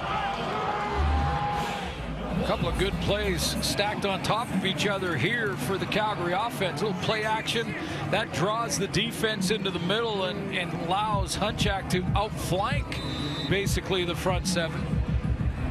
Get himself in the secondary. Back-to-back big plays. Down to the Winnipeg 44. Calgary's offense best described as stagnant so far this evening. Looking to change that here. Mayer got one at the feet up on check as they went back over to him again. Yeah, I think that was Theodric Hansen that forced the inaccurate throw from Jake Mayer. Pressure can do that. Big D lineman in the face of a quarterback trying to throw, in 4th year for Hansen. He was really sort of the poster child of the European. Yep. Global draft influence. Richie Hall, who has had a shot at a head coaching job before. One of the top defensive coordinators in the game. 2nd and 10, pressure coming. It's picked up. Mayer gets it away. Michelle breaks 1 tackle, finds some space, pushes ahead for a Calgary first down. I think that's what Matt Dunnigan was talking about in the pregame. When you think about the West semifinal, and Reggie Bagleton will be in the lineup, but there's things you can do defensively to try and put more coverage on one receiver in particular, so that means that opens up opportunities in one-on-ones for another one, and that's what he's talking about with Mark and Michelle, and that's the kind of skill set that we've seen in the past from Michelle, and we've seen flashes of it this year. A little bit more of that in the playoffs will really help Calgary's cause. Yeah, Mark and Michelle just catching 55% of the passes thrown in his direction so far this season. Another burst right through that defense by Dedrick Mills. Give him 12 more and Suits. He's over 80 yards on 6 carries tonight. You mentioned that good 6-yard average, just as good as Kadeem Carey on the season, and their leading rusher. Carey missed a lot of games, but again, pretty good blocking up front to get Dedrick Mills in the 2nd level, into that linebacking core. 1st and 10 from the Winnipeg 21. Can Calgary finally finish a drive here tonight? Mayer gets rid of this one quickly. That is caught. Nice little spin move. Some room to go. Touchdown, Stampeders! To the end zone for the first time in his career. Cole Tucker. Hang on to that ball, young man.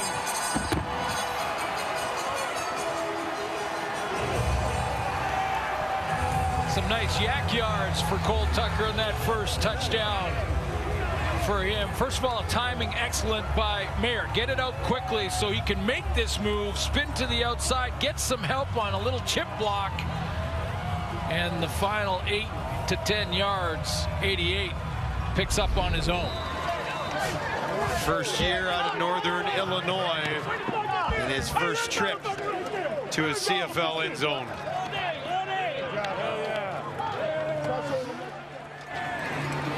And now for the lead, and that is stroked through by Paredes. It was a 6-play, 78-yard drive that took just under 4 minutes, and it's finally finished by the Stampeders. Number 88, Cole Tucker with a touchdown.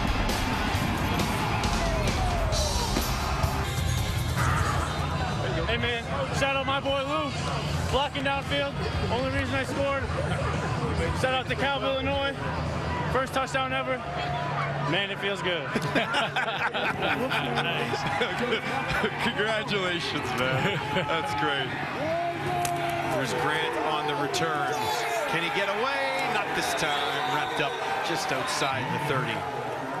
Well, it feels good for Cole Tucker to finish what was a drive that has got to make their head coach for the Calgary Stampeders, Dave Dickinson, feel a lot better about his offense. I mean, got some good balance in it, stacking some big plays down the field, quarterback negotiating the pocket and accurate with the throws.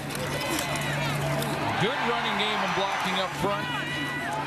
And then Cole Tucker with a nice individual effort after catching that great throw from Mayer, and that's a drive I'm sure Dickinson feels better about watching this game. 4th overall pick in the 2023 draft was Tucker, and maybe the first of many to come for him here with Calgary.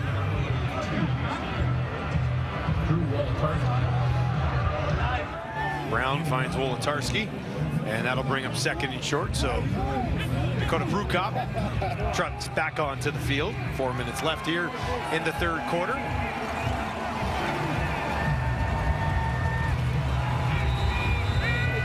Winnipeg, we talked about Calgary having not been able to finish any drives just yet for Winnipeg.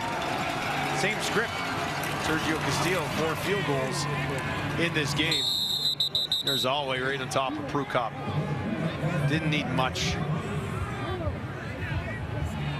As you get to the 41, basically. We keep checking his stats to see if he's getting credit for these tackles, and we'll update that list, the all-time list, but Alway is getting after it. This time he tackled the Winnipeg offensive line. He is up to 8 tackles now in the official stats for this game. That's 129. Puts him up to 129. Here's Drew Brown. Into, oh boy, what a lucky bounce there.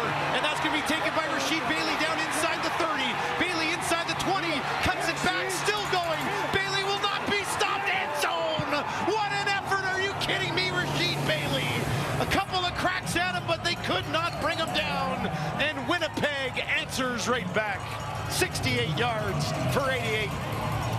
Well, it starts with a throw from Drew Brown that is just high enough to survive a tip on the way to Rasheed Bailey. He's going to let this go and gets just enough on it. There's the tip. Bailey maintains the concentration on the football, and then he goes to work, breaking a couple of tackles. Roberson cuts back on him, and then extra effort over the goal line.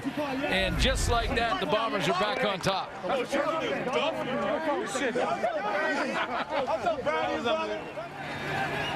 Castillo to make it a 6-point cushion. Knocks it through. Rasheed Bailey's 6th touchdown of the season. Also his longest play of the year. 68 yards. He had to work for it, didn't he?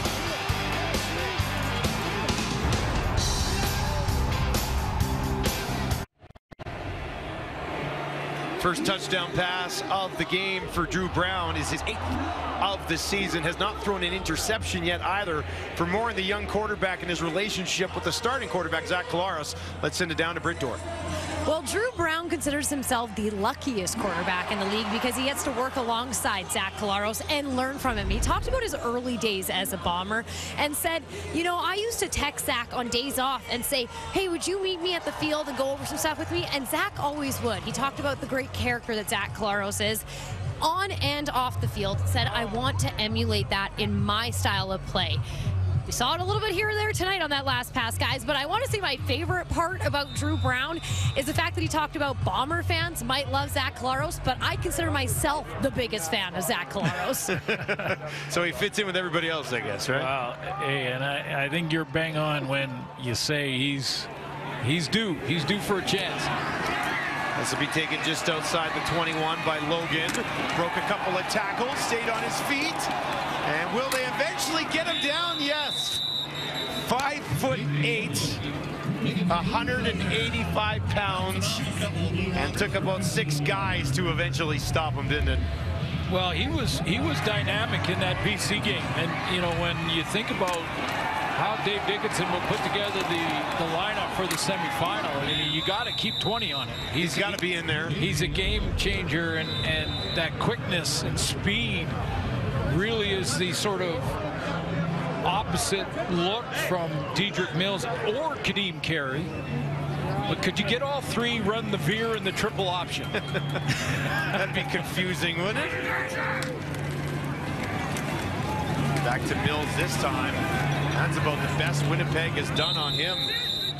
But the two of them, whether it's Kadeem Carey or Dedrick Mills, with Peyton Logan is a great changeup. It's a speed changeup that gets defenders out of their angles, their tackling angles, and his speed and quickness against the Lions' run defense in that game, in that big win. Look at this speed to get outside of Lecumbo and down that sideline, basically without being touched, barely touched until he found the end zone. I mean, that kind of speed can really help Calgary's chances. I don't think I'm going to ruin the game plan for anybody, but if Calgary can run the ball and play defense like they can with Alway and Judge and Rose and Hauser and these veteran corners they have, that could be the recipe for success. Down the field here, Jamal Parker made a break on it. Mark and Michelle couldn't track that one. Yeah, there was kind of a bit of a train wreck over there between Michelle and Parker. And I think they got tangled up or stumbled or twisted. Or there's one down on the ground. This guy's there's carnage everywhere there on that play. It just, in the end, falls incomplete. Grant waits for this. Kicked away by Grace just inside his own 35. Towering kick. Hung up there for a while. Grant takes it at the 25. Picks his way back to the 35. A short return for Janarian Grant, who's been held in check so far this evening. Do it again. Drew Brown will trot back out here with 49 seconds remaining in the third quarter. And his team up by 6.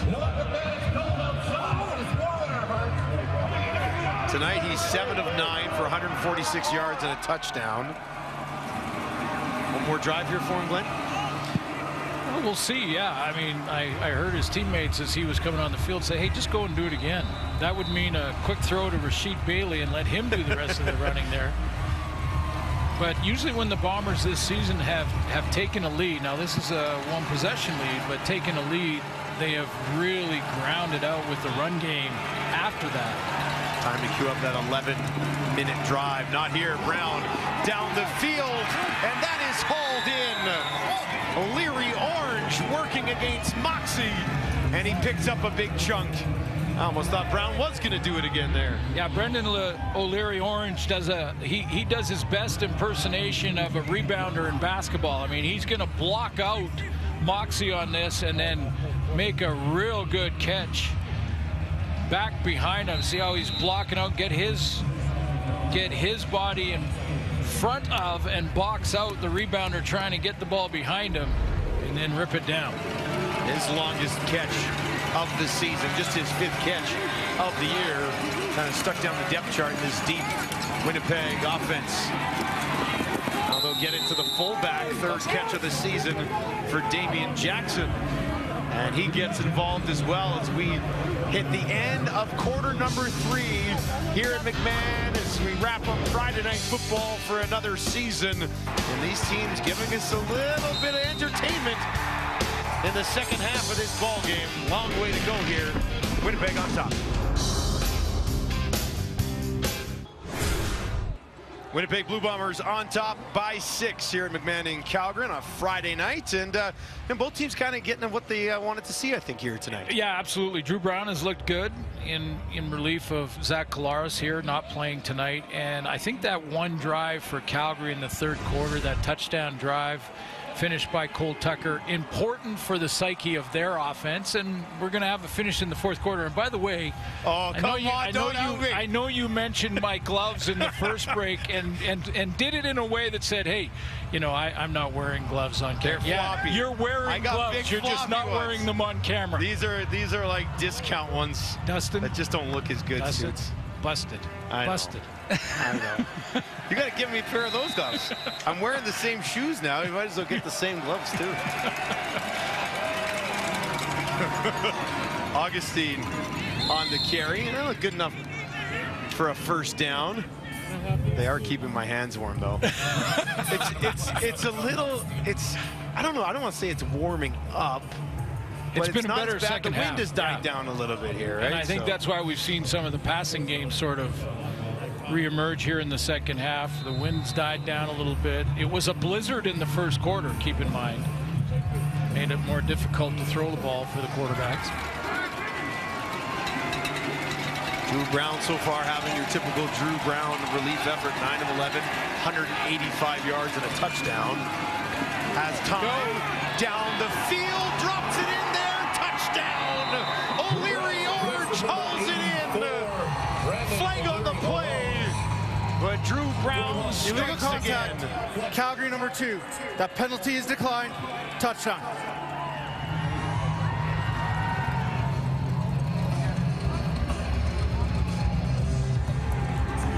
A little bit of extra blocking help comes in. Watch the protection for Drew Brown. It's going to be a play action to Augustine there. That pulls the linebackers close. Look at the protection and pocket for Drew Brown.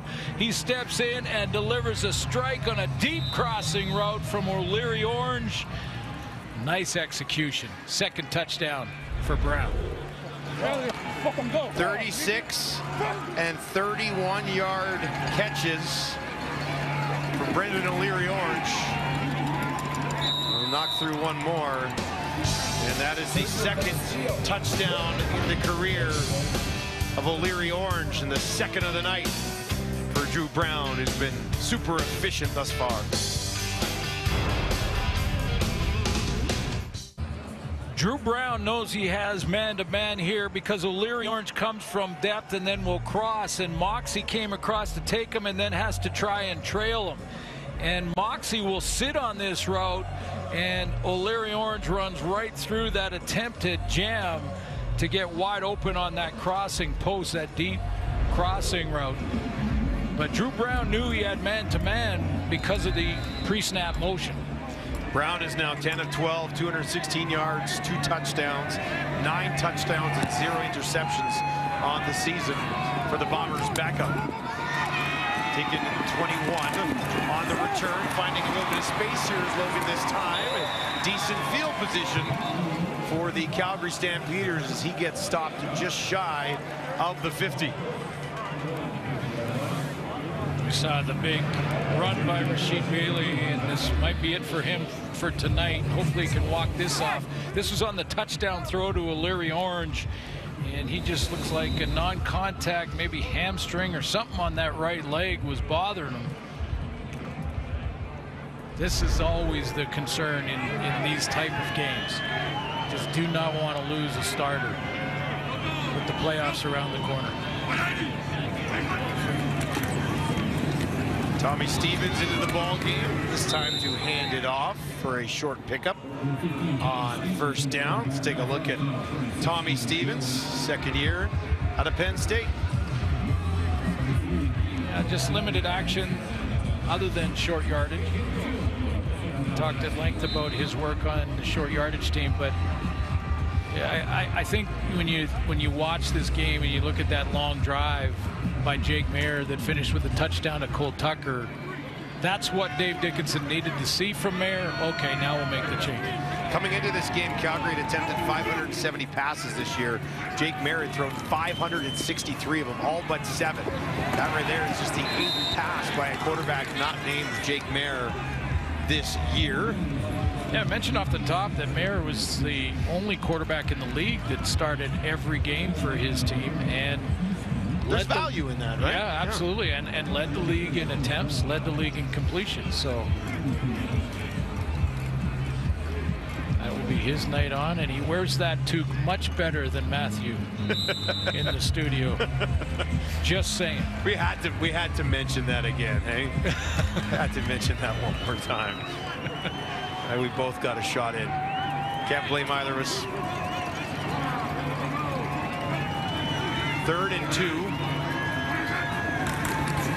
Stevens wants to throw this one quickly, and that is incomplete.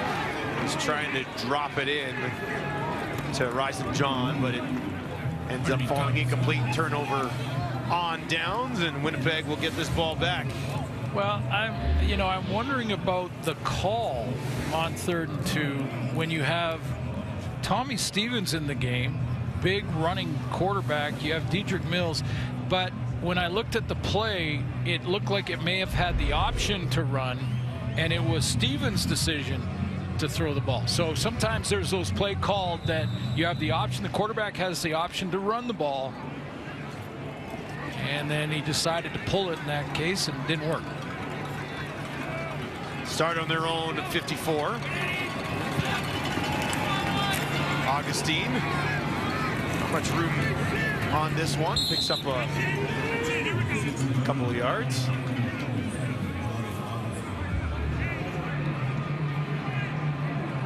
Micah Alway has 9 tackles in this ball game. Now that takes him to 130 on the season.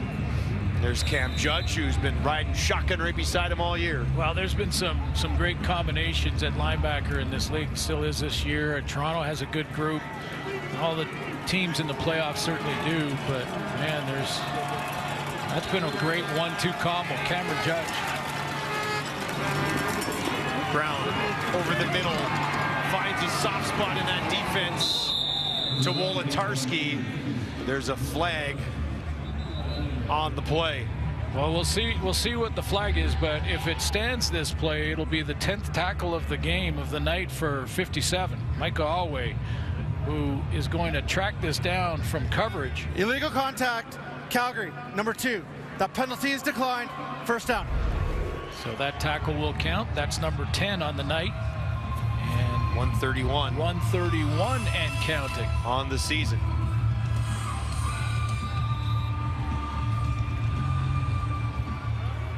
He continues to climb the list of all-time great tackle seasons in the Canadian Football League. Not done yet either. Brown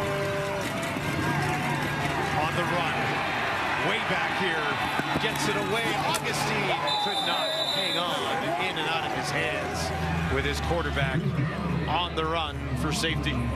And you look at Cameron Judge, his partner in the linebacking core, the nominee for Outstanding Canadian. And well, I tell you, that the big plays that Cameron Judge has made this season, in any other year, he would be an absolute front runner for Outstanding Canadian in his season. I mean, 5 interceptions, and maybe most impressively, they were game-changing interceptions.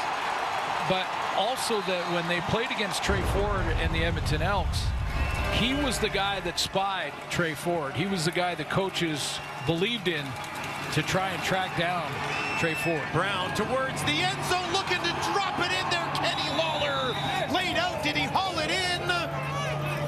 Calgary Stampeders are saying incomplete. Nobody else has ruled anything on the field. Well, they're trying to see if he did catch this, and he's trying to help them. And I think he landed on the football, knocked the wind out of himself. Kenny Lawler with a nice catch as Brown hits him sort of fading away. The ruling on the field is an incomplete pass.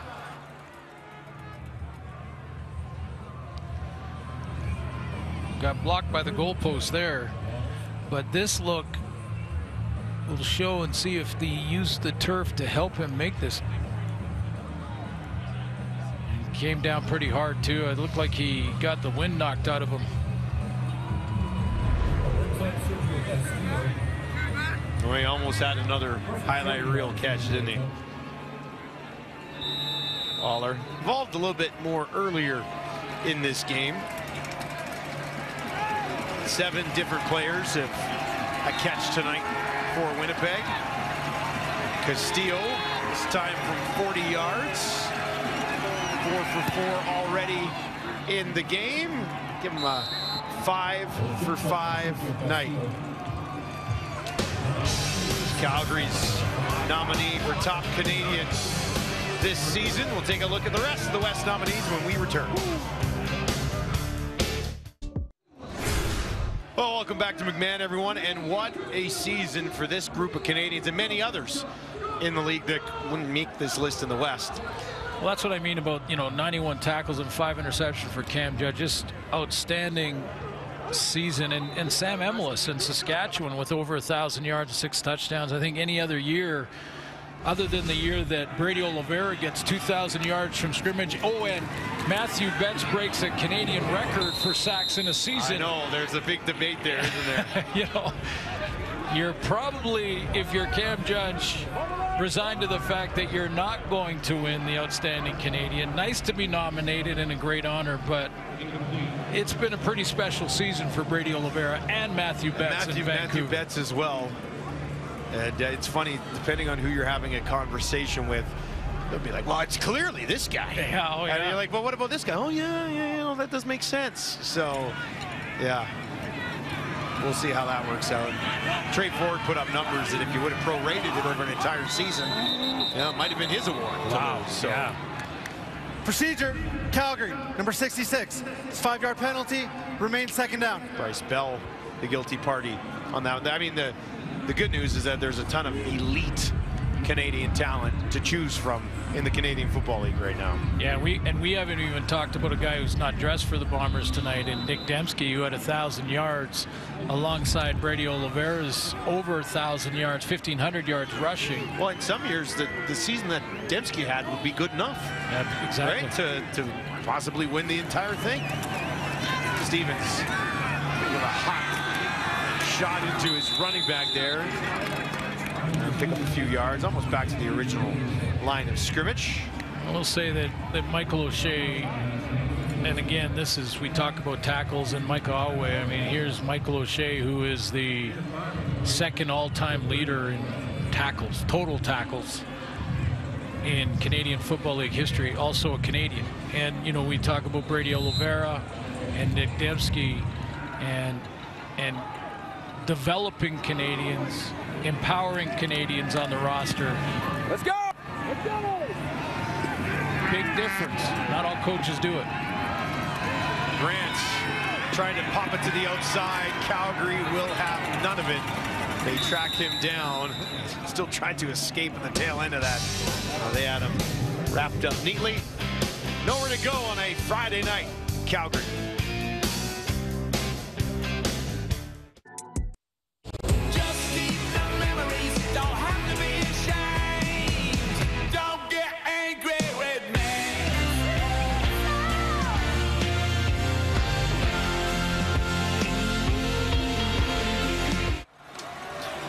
Welcome back to McMahon. Winnipeg has the ball, and they lead 29-13. Drew Brown will turn around and hand this off to Augustine. Takes it up almost to the 35. Probably stopped just shy of a first down. Yeah, this is the Bombers' playbook, and they get the lead often by a couple of possessions, and then we'll grind it in the run game, especially on first down, to eat up the clock. And a good start for Drew Brown, and we did see a little bit of Dakota Prukop, but it looks like it'll be Brown to finish, at least in this drive. Prukop pushes ahead for the first down. Interesting, though, when you think about the Bomber season and just how this game sort of is a reflection of it, because it seemed to me that when they'd lose a game, and there weren't many losses, just 4 coming into this one tonight, the next couple of games or opponents, it was just ugly. It was, you know, they lose to the BC Lions, go out and beat Montreal and Calgary back-to-back. They lose in that big come-from-behind win for the Ottawa Red Blacks out there in Ottawa, and then they come back and beat Edmonton, BC, Edmonton, Calgary, and Montreal, and they weren't close, those games, a lot of them. Well, let's just look at in the second half this season. Winnipeg has outscored the opposition coming into this game 269 to 146. So they have just dominated the second half of football games this year. Excellent offensively, and then really sort of lockdown mode defensively in the third and fourth quarters. Well, plus 66 in points in the fourth quarter. Just in the fourth quarter, yeah. In the fourth quarter of games. And there's Adam Bighill, their leader on defense, that's getting a break tonight, but will be ready for the West Final for sure. I almost said BC. You almost we said have to BC. Decide. Well, you know what? Let me ask you this. They have to decide. There's another tackle always involved in that as well. How much do you buy into what you saw last week for Calgary, going out and doing what they did to the BC Lions? Well, you know, I think the script was a good one for Calgary to have that balance in their offense. It was Kadeem Carey's best game. Was that win against the BC Lions, but the Lions won 2 of the 3. There's their points. And if you look at the turnover category, 5 of those turnovers for the Lions came in the loss in their last game. So, you know, that's something that their defense is certainly capable of creating. Now, this is a big play offense, but to answer your question, and it's a good one, how much do you read into that game from the BC Lions perspective? I say not much. No. I honestly think that you will see a completely different playoff game, and completely different BC Lion team than you saw that day or that night. Calgary this year, for just a 6-win team, it's interesting. They're plus 10 in the turnover ratio, which is like for a team that's, now they've lost 4 games by 3 points or less. So they've been involved in some close football games. Sure. Those go the other way. Yep. You know, maybe they're an 8-win team or a 9-win team if they close out those games a little bit differently. But you know, the one area that really sort of stands out for Calgary is, let's see, flags on this play. Brown down the field, and look at that, finds Kenny Lawler down at the 40. But there were flags right at the line of scrimmage on that one.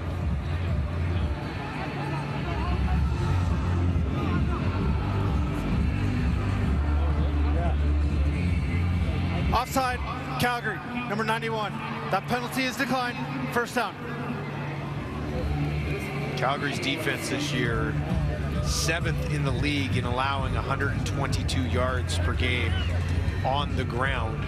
And that'll be something that you'll have to factor in. It'll be interesting to see how, like, BC's usually an air show, right? They don't really run the ball big play air that show. much. So absolutely. If Calgary can control the ball on the ground with some sort of combination of these dynamic running backs they have, could maybe be how that game is won by them if they're able to pull off what would be an upset. Let's not kid ourselves here.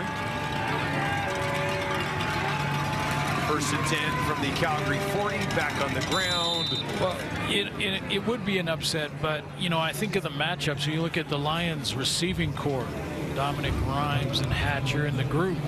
I mean, that against this secondary for the Calgary Stampeders is favors BC in the big play ability, and this Calgary secondary has kind of been up and down all year. I mean, Trey Roberson didn't play in some games when he was healthy. Their linebacking core solid with Micah Holloway, Cam Judge. You know, you can even throw in Brandon Dozier. Dozier had a good for season. Sure, yeah, he's had a great year. He's a guy who can move around a little bit. Brown moving around here, out to his left, has some room to run. Will end up throwing it down inside the 20. And he'll slide underneath it and haul it in. It's Wolodarski again. But when you're talking about the Calgary run game versus the BC Lion run game, especially of late, I think that's advantage Calgary. So the challenge for the Lions defense in the semi is going to be getting Jake Mayer into 2nd and long and stopping that run on 1st down. Some pretty nice catch down there for Wolodarski. Getting his hands underneath it. Team leading 5th catch of the game. Drew Brown's creeping up towards 300 yards in this final start of the year.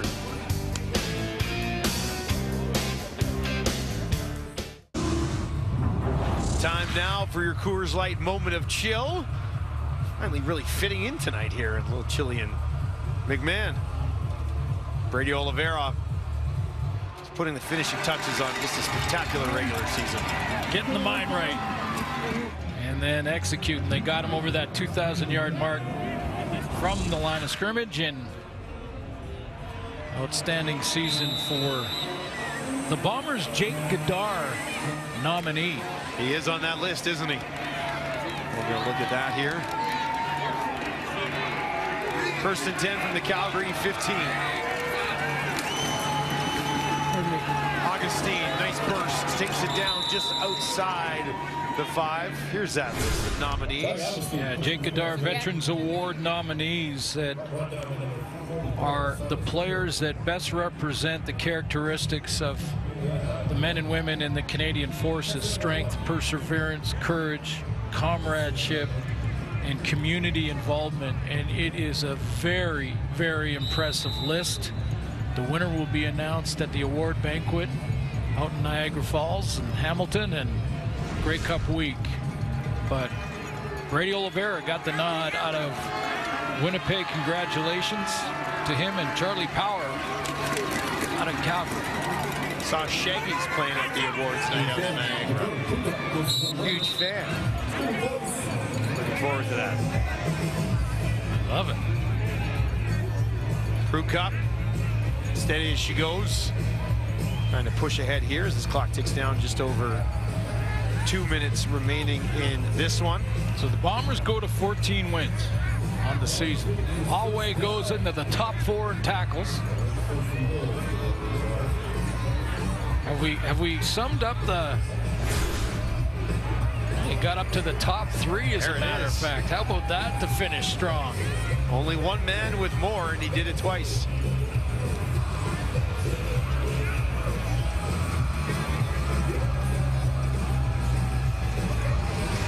MOP in 2014, the only defensive player to ever get his hands on that MOP. Got back 9 years for that. Always putting together an all-time season here for the Calgary Stampeders. Pruka looking to find the end zone here. First and goal from the Calgary 5. Handed off, pushing ahead, trying to get it in. Did they get there? Looks like they're going to mark them just shy. Was that Brady Oliveira back in the ball game? Yeah. It was, wasn't it? Yeah, I think Johnny Augustine got a little bit of a nick or something on that last play. So Brady Oliveira, who thought he was shut down for the night, had to come in and he just drives the pile for 3-4 yards. Well, if he's able to punch one in here, that'd be his 10th rushing touchdown of the season. 12th play of this drive as Winnipeg seals another one away. This looks like quarterback keeper for Prukop, pushing ahead, and he's in. Touchdown, Winnipeg, as they put the finishing touches on yet another victory and will improve to 6-3 on the road this season. Well, thanks to the CFL fans across the country, we got some more CFL football to wrap up the regular season this weekend. So stay tuned for that. Take a look at the teams that are in the playoffs, the teams that are building for next year to finish up the regular season. Thanks to our entire crew, too. Camera guys across the country. Our producer, John Hines, who will be in the Canadian Football Hall of Fame after Grey Cup Hall of Famer. weekend. Absolutely. Look at me surrounded by Hall of Famers in the booth, in the truck. My goodness. Castillo knocks that one through. 98 seconds on the clock. Another classic Bomber fourth quarter, 12-play, 85-yard drive. Doesn't matter who's at the helm. Doubleheader tomorrow to officially wrap the regular season. We'll talk about this game in a second. Tiger Cats and the Alouettes will get us going at 4 o'clock Eastern. And that one will be followed by the Argos and the Red Blacks to wrap things up. How do you approach that, Hamilton? Well, they're going to play again next week, right? Yeah, so in the playoffs. What do you do? Well, I think the importance there, and again, I think you manage it the same way basically these two coaches did here. You got to rest some players. You got to take some players out of harm's way. That's for sure. But that one is a little different than this one because we don't know if Calgary is going to be in the West Final against Winnipeg. That's still to be determined. The BC Lions have a lot to say about that. So for those two teams, Montreal and Hamilton, physicality to me in that last game of the regular season, super important. Now, you can't intimidate a pro, really. I mean, you're not going to intimidate a guy, but if you are the better team physically in that final game of the regular season, that will linger going into the playoff. Bit of an advantage, eh? A mental battle. This will be booted away. Logan takes it just inside the 20. Peyton Logan tripped up at the 30, and then he'll be touchdown. I tell you what, I'm real excited about this West semifinal next week in BC Place. And you take a look at Jake Mayer's games against the Lions this year. I mean, the numbers don't jump off the page, and then you get to the win. You know, touchdown interception ratio, that's what helped him. We showed you those turnovers and the difference there between these two teams all season long. 5 turnovers in the win versus the Lions. Calgary's offense of the year, 28 turnovers. That's the second fewest in the Canadian Football League. And if you're looking at, you know, how do you win a playoff game if you go in as a little bit of an underdog? Well, you look after the football, you run the football, and you make plays defensively. Stay away from penalties. Yeah. Have balance in your offense. Add Peyton Logan Oh, bit of a wild card factor, right? I went from big picture to Calgary. But yeah, good running game, good change of pace with Peyton Logan and either Kadeem Carey or Dedrick Mills, depending on what Dave Dickinson decides for that semifinal. Going up against a BC team that could hang 400 air yards on you without thinking about it, right? Quickly. So against MOP nominee Vernon Adams, who's had an outstanding season. So, yeah. So almost 65% of the games this year have come down to the final 3 minutes. Been outstanding entertainment, world-class athletes, and we're going to see that this year. I'm more excited about the playoffs this year than I have been in a long time, honestly. Some interesting storylines for sure, especially absolutely. with like the defending champions possibly tying the all-time record for wins in a season in the Toronto Argos. And last year, you know, the Argos going into the Grey Cup against Winnipeg. You know, Winnipeg was a back-to-back. It's a different mindset this year if those two do meet again. If not, you have BC, who would have had to go to IG Field, knock off the Bombers, which is an incredible story, or Calgary somehow pulling off a couple of back-to-back upsets. It just sets things up really nice as well. And then whoever comes out of that Montreal-Hamilton game, I think at times this year when those teams have played their best football, they can give the Argos a run. Well, if the Argos do tomorrow get to 16 wins on the season, only one other team has done that, and as you mentioned, does not guarantee you anything. But keep in mind, in this West final thought for the Bombers, the Lions beat them handily in Winnipeg. Yeah, that's true. Earlier in the year, yeah. That was a 30-6 win for BC. So, do you think Winnipeg remembers that one? Oh, do you think the fans at IG Field remember what happened in that game? I'm just saying, create the storylines because it's going to be fun.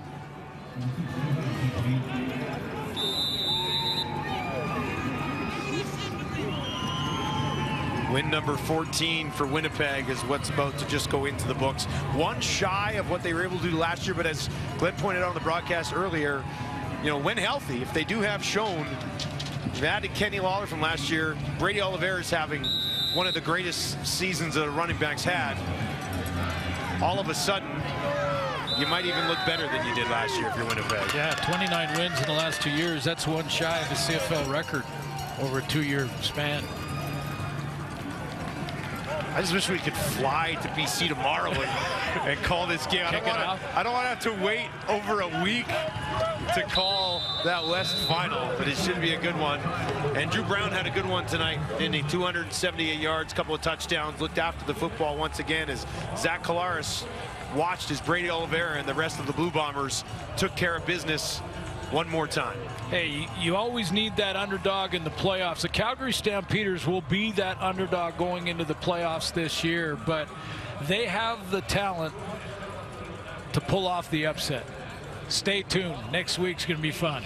Run the ball, play some defense, and stun the BC Lions. That place is going to be rocking. I cannot wait to see the playoff atmosphere at BC Place, although the Lions and their new ownership have managed to build there from a buzz perspective.